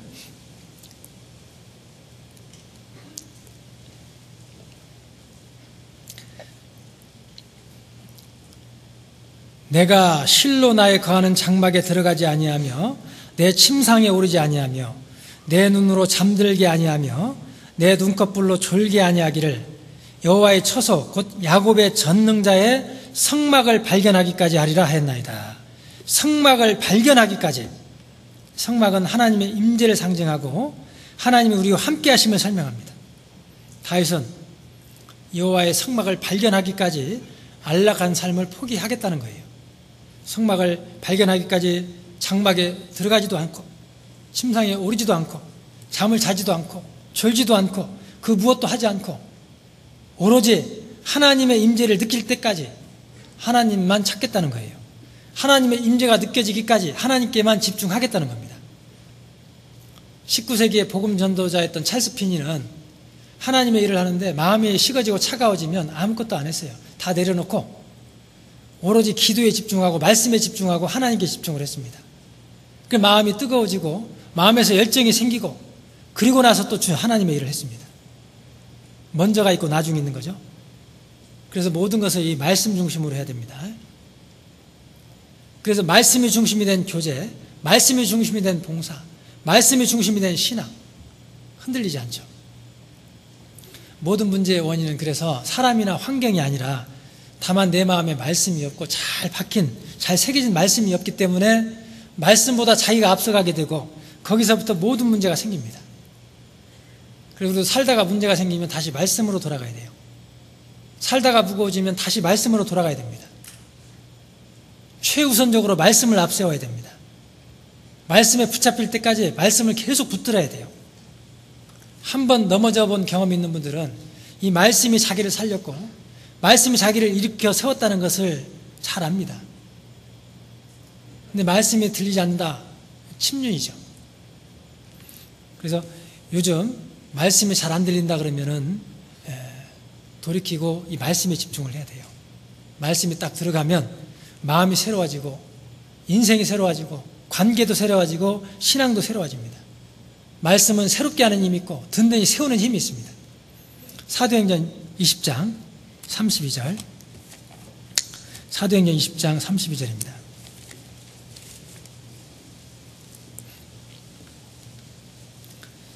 사도행전 20장 32절.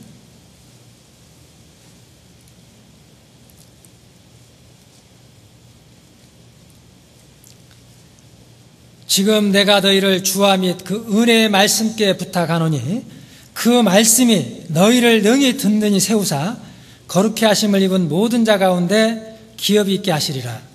그 말씀이 너희를 능히 든든히 세우사, 그 말씀이 나를 세우고 그 말씀이 교회를 세웁니다. 내가 교회를 세우는 거 아니죠? 조직이나 마케팅으로 세우는 게 아닙니다. 말씀으로 세우는 거예요. 여기서 기업은 우리의 몸의 구원과 천국에서 받을 상급을 포함합니다. 그래서 그 말씀이 나를 세우고 상급도 받게 합니다. 그래서 말씀이 있어야 돼요. 욥기 6장에 들나귀와 풀이 있으면 어찌 울겠으며 소가 꼴이 있으면 어찌 울겠느냐. 들나귀는 풀이 있어야 되고 소는 꼴이 있어야 됩니다. 그런 것처럼 우리에게는 말씀이 있어야 됩니다. 들나귀가, 소가 우는 이유는 간단하죠. 풀이 없고 꼴이 없기 때문에. 우리도 왜 힘들다고 울면서 삽니까? 말씀이 없어서 그래요. 왜 불평하고 원망을 합니까? 말씀이 없어서 그렇습니다. 그래서 시편 37편에 그 불평의 원인이 나와 있고 불평의 해법이 나와 있어요. 시편 37편 1절,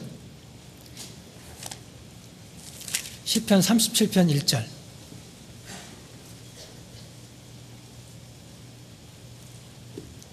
여기 불평의 세 가지 원인이 나와 있고 해결 방법이 나와 있죠. 시편 37편 1절. 행악자를 인하여 불평하여 하지 말며 불의를 행하는 자를 투기하지 말지어다. 여기 다른 사람과 비교하니까 불평이 생겼습니다. 행악자를 인하여, 불의를 행하는 자를 인하여 비교하니까 불평을 하게 되는데 시기질투 하지 말라는 거예요. 행악자를 계속 주목하고 행악자를 계속 바라보니까 문제가 생기는 겁니다.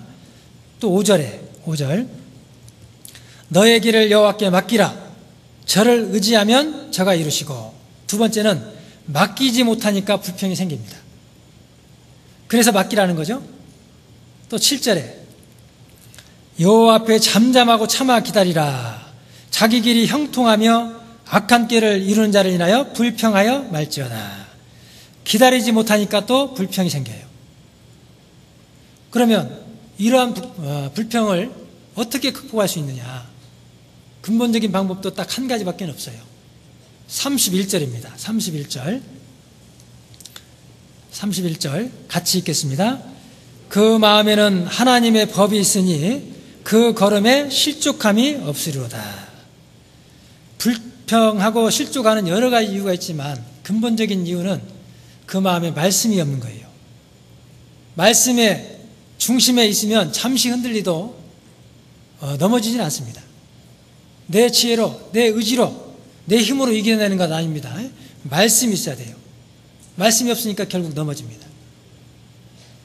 말씀을 끝까지 붙들면 말씀이 딱 나를 붙들어주죠. 삶이 달라집니다. 나를 세워줍니다.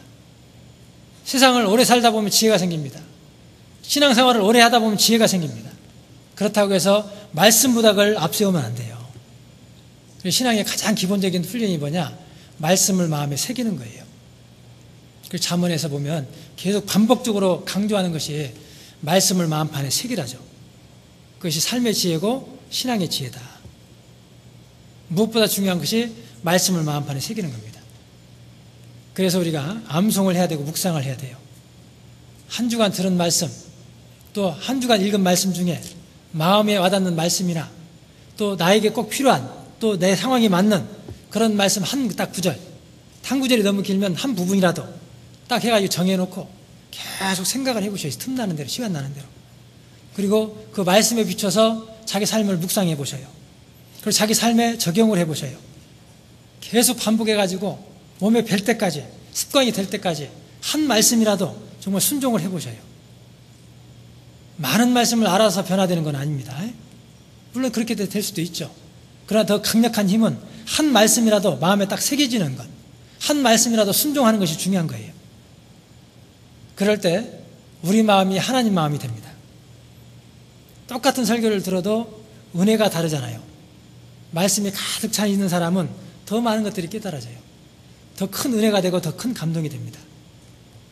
주의 법이 나의 심중에 있나이다. 중심에 하나님의 말씀이 딱 있어야 됩니다. 그래야 즐겁게 순종할 수 있어요. 중심에 하나님 법이 있어야 결코 넘어지지 않습니다. 그 마음에는 하나님의 법이 있으니 그 걸음에 실족함이 없으리로다. 어떤 시험에도 어떤 유혹에도 넘어지지 않습니다. 중심에 그런데 말씀이 없으면 골다공증 신앙이 돼요. 뼈대는 있는데 칼슘이 다 빠져나가가지고 부러질 수밖에 없는 상태. 모양은 있는데 능력은 없어요. 중심에 말씀이 없으면 이 미꾸라지 신앙도 아니고 요즘에는 미꾸 엑스라지 신앙이 있더라고. 쭉쭉 빠져나가는 거죠, 이렇게. 그래서 어떻게든지 마음에 말씀을 둬야 됩니다. 신명기 30장 14절. 신명기 30장 14절.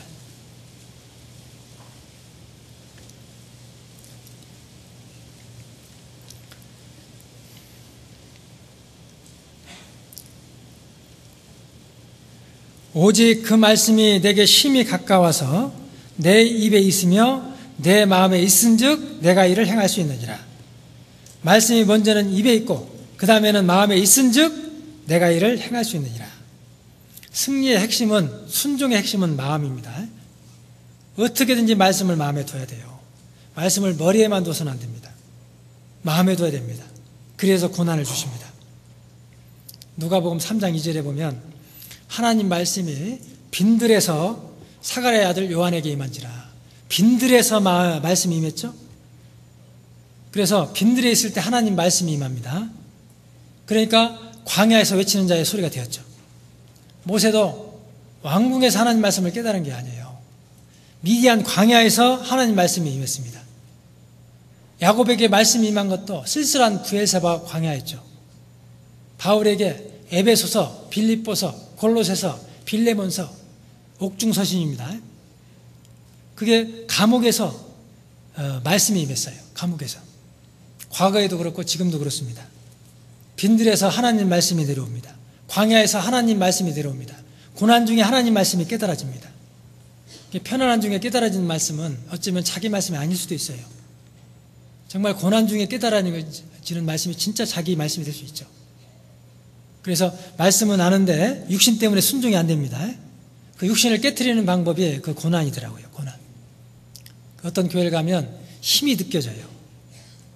그래서 힘 있는 교회는 말씀을 앞세우는 교회거든요. 인간 지혜보다도 말씀을 앞세우는 교회. 그래서 교회의 부흥은 곧 말씀의 부흥입니다.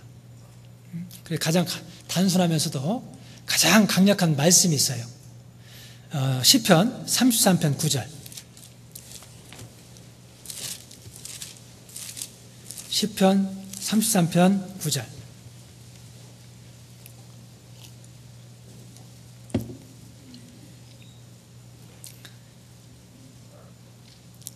저가 말씀하심에 이루었으며 명하심에 견고히 섰도다. 저가 말씀하심에 이루었으며. 짧지만 가장 힘 있는 말씀이에요. 말씀하심에 이루었으며. 마음에 새겨야 됩니다. 이 말씀이 우리 삶 속에 이루어져야 돼요. 우리 삶 속에서도 그 말씀하심에 이루어졌다. 그러면 우리의 슬픔이 기쁨으로, 괴로움이 즐거움으로 바뀝니다. 새로운 힘이 주어집니다. 계속 말씀이 이루어지는 삶. 그리고 고난 중에 그 붙드는 말씀, 깨닫는 말씀, 그 말씀이 나를 세웁니다. 그 말씀이 순종할 수 있는 힘을 줍니다. 이제 끝으로 5번째, 다윗은 그 큰 고난을 통해서 증거하는 삶을 살게 되었습니다. 증거의 삶이죠. 시편 40편 9절. 시편 40편 9절.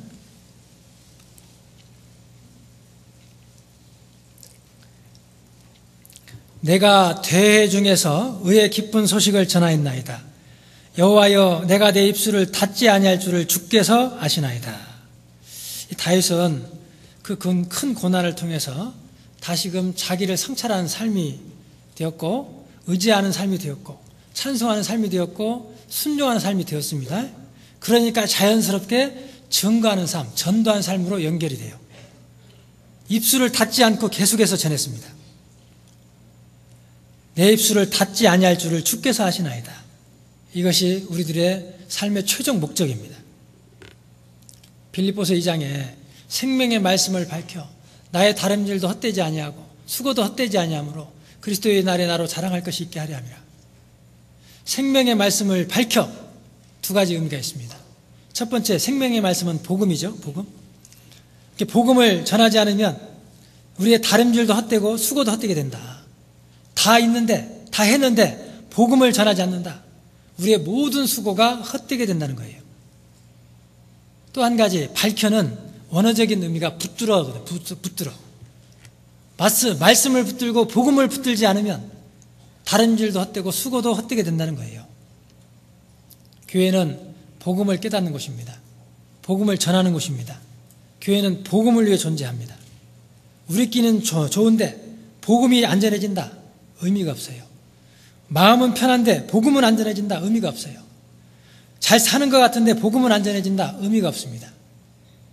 삶의 모든 초점이 이 복음과 다 연결이 되어 있어야 돼요. 고린도전서 9장 23절.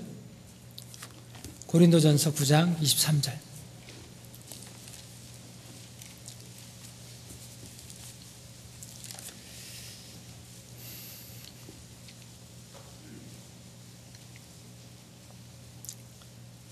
고린도전서 9장 23절. 내가 복음을 위하여 모든 것을 행함은 복음에 참여하고자 함이라. 사도 바울도 모든 것이 복음과 연결되어 있었습니다. 내가 복음을 위하여 모든 것을 행함은 삶 전체가 복음과 연결되어 있어요. 그 중심에 복음이 있었습니다. 삶의 최종 목적이 복음 전하는 겁니다. 그래서 그리스도인들은 무엇보다도 이 생명의 역사에 관심이 있어야 돼요. 아가서 7장 12절 마지막으로 한 구절 찾아보겠습니다. 아가서 7장 12절.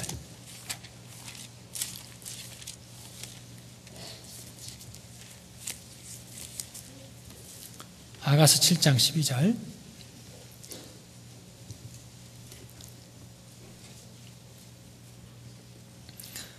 우리가 일찍이 일어나서 포도원으로 가서 포도음이 돋았는지 꽃술이 퍼졌는지 석류꽃이 피었는지 보자. 거기서 내가 나의 사랑을 내게 주리라. 여기 거기서는 포도원이고 교회입니다. 교회.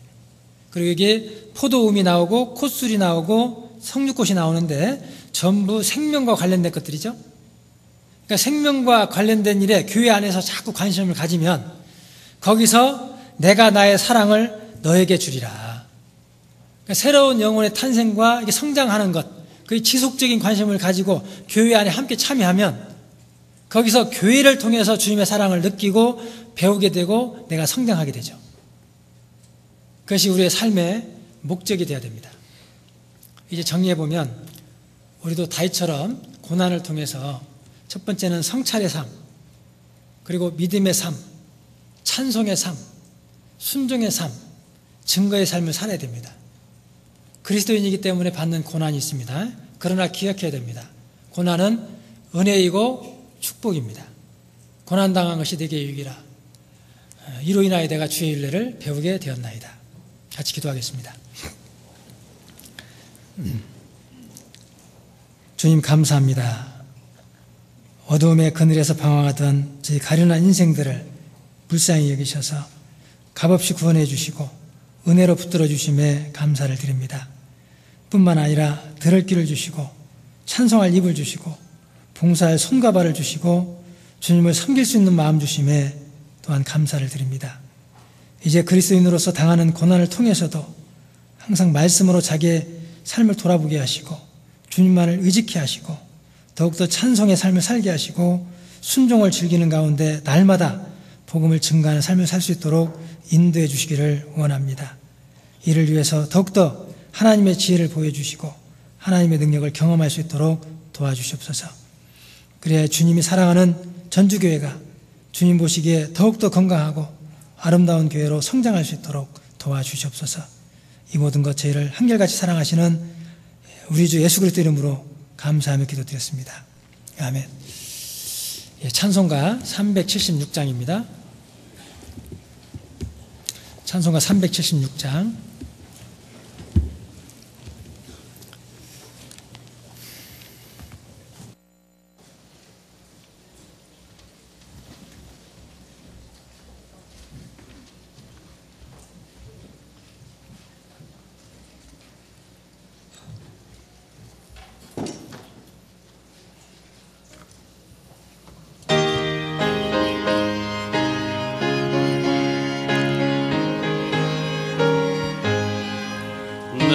평생 소원 이것뿐 주의 일 하다가 이 세상 이별하는 날 주 앞에 가리라.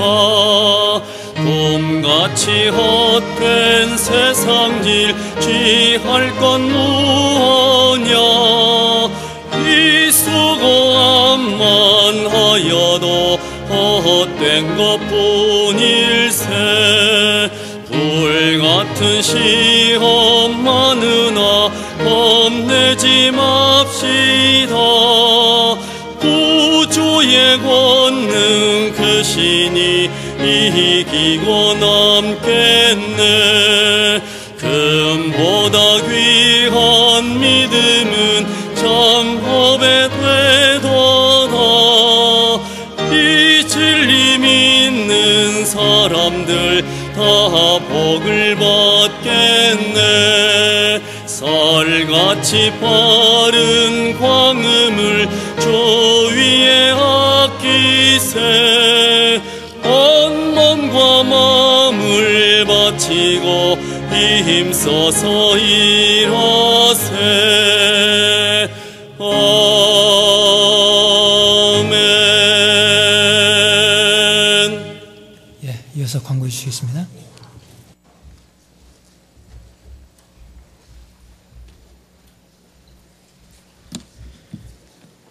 잠시 광고 말씀드리겠습니다. 이제 이번 주간 내일부터는 이교구 낮집회가 소강당에서 김종철 전사님 인도로 있겠습니다.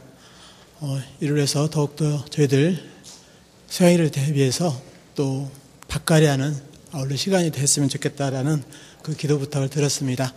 하여튼 기억하시고 전도의 기회로 활용해 주시기 부탁드리겠습니다.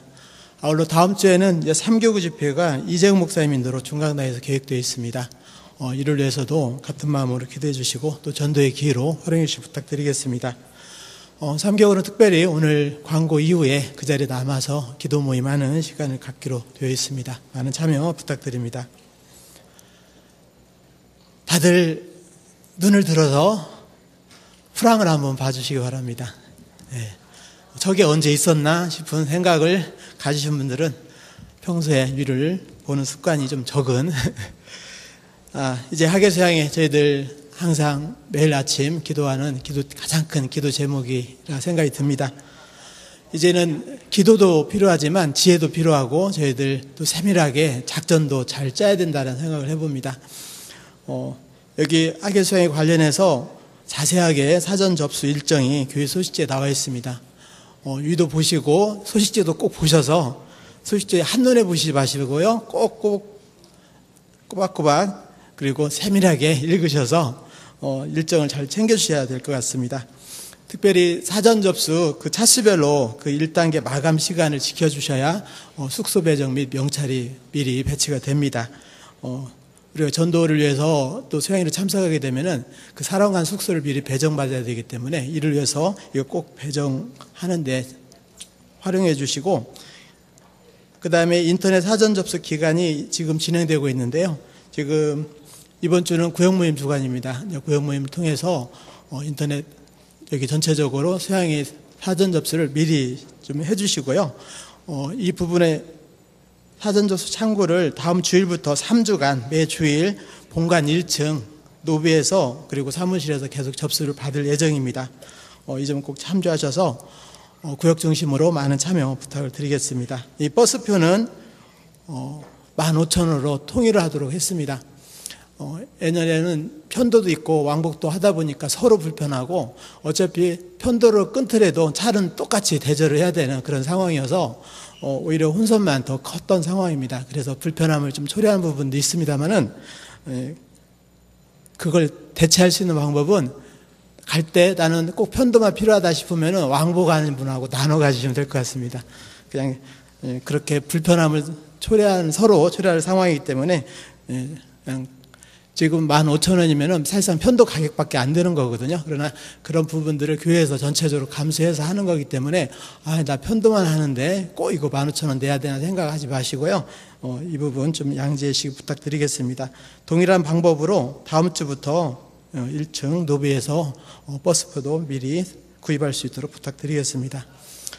수양관 설치 봉사를 위해서 우리 4, 5, 6교구 형제님들과 그리고 전기수도 설비 우리 봉사자 관리부 중심으로 10분에서 전체 25명이 지금 수양관에서 봉사 중에 있습니다. 잘 귀가할 수 있도록 같은 마음으로 기도 부탁드리겠습니다. 오늘은 전체 임원회가 있습니다. 우리 임원 되시는 형제자매님들 2시까지 중강당으로 모여주시기 부탁드리겠습니다. 이번 학예 수양회를 위해서 더욱 마음을 모으는 귀한 시간이 되리라고 생각이 듭니다. 그리고 이번 주 토요일에는 학예 수양회 오차권여 봉사 책임 자유가 있습니다. 책임자 되시는 분들 꼭 일정 잘 챙겨주시기 부탁드리겠습니다. 그리스도시 보면은 다음 주에는 특별 무도입니다. 항상 무도가 앞에 특별히 붙을 때는 정말 뭔가 특별한 게 있잖아요. 기대해 주시고 일정 챙기셔서 은혜로운 시간이 될 수 있도록 많은 참여 부탁드립니다. 나머지 사항은 소식지를 참조해 주시고요. 제일 아래쪽에 보면 생명의 빛 7호로가 발간이 되었습니다. 우리 부구역장님들 잘 챙기셔서 이번 구역 모임 때 잘 배포될 수 있도록 협조해 주시기 부탁드립니다. 성도 동정에 보시면은 23구역 김남철 형제님과 서선옥 자매님 가정이 부안으로 이사를 가게 되었습니다. 잠깐 나오셔서 인사하는 시간 갖도록 하겠습니다. 올해는 유독 부안에서 오시고 또 부안으로 가시고 하시는 성도님들이 생겼습니다. 그리고 31구역 박정희 자매님이 장수에서 다시 전주로 이사 오셨습니다. 만나시면 같이 인사 나누시기 부탁드립니다.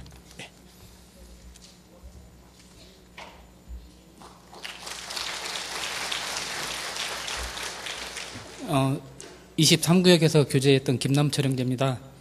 제가 52년 동안 전주에서 살고 그 다음에 25년 동안 구원받고 이 교회에서 생활하면서 한 번도 이곳을 떠난다는 생각을 해보지 못하고 그동안 쭉 살았는데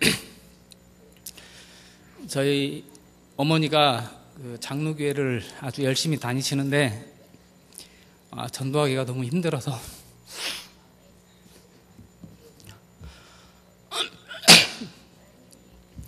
지금 다니는 교회에서 좀 멀리 떨어져 보면 전도가 좀 되지 않을까 그런 생각을 한 적이 있었습니다. 그래서 근데 이제 제가 나이가 좀 되고 하다 보니까 애들도 어느 정도 커주고 그래서 굳은 결심을 하고 이사를 계획하고 이렇게 가게 되었습니다. 그동안 전주교회 품 안에서 아무 일 없이 이렇게 교제 잘하고 할 수 있도록 도와주신 모든 형제 자매님들께 감사드리고요. 그곳에 가서도 생각하고 계획했던 거 다 이룰 수 있도록 기도해 주시기 바랍니다. 그리고 또 저 때문에 저랑 같이 살면서 그렇게 고생 많이 했는데 또 같이 가서 고생해야 되는 우리 옆에 있는 서순옥 자매 위해서도 기도 부탁드리겠습니다. 감사합니다.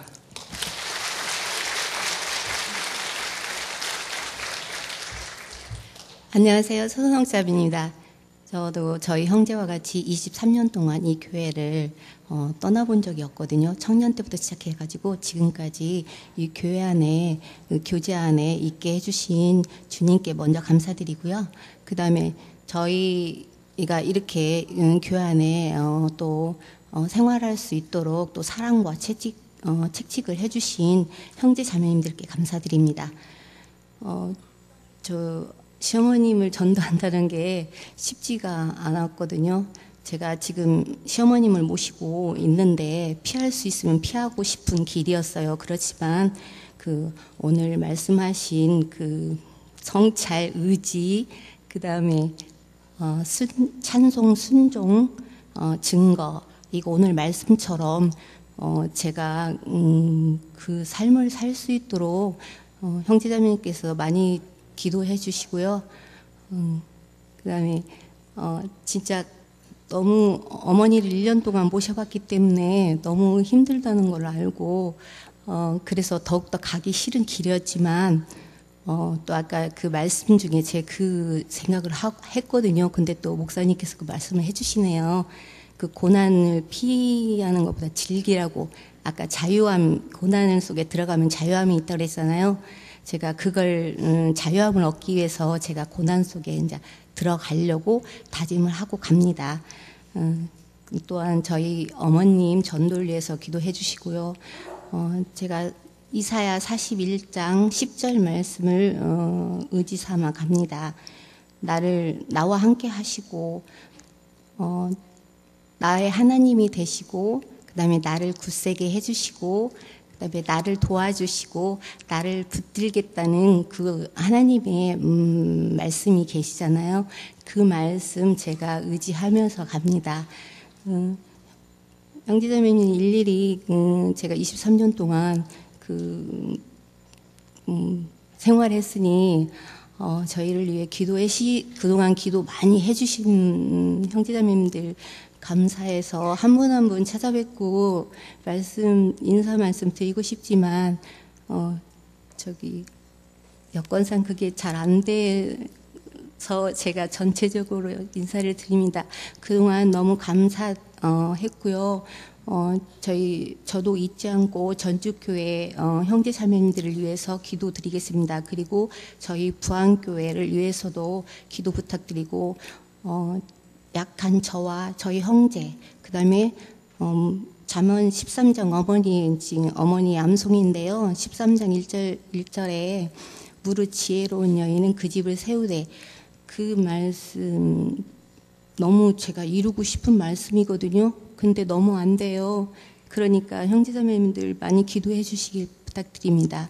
그리고 저희 친정 엄마가 여기 전주교회 다니고 계세요. 시골에서. 그런데 일요일밖에 참석을 못 하시거든요. 그래서 말씀도 부족하고 또 교제도 없고 그러시다 보니까 이렇게 말씀이 좀 흐릿해지고 그러셔요.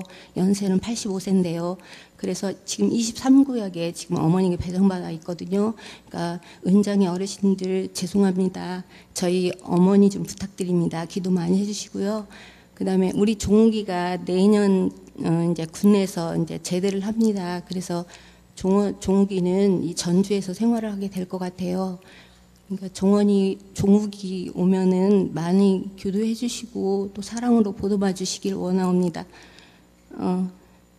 정말 감사드립니다. 형제자매님들 안녕히 계세요.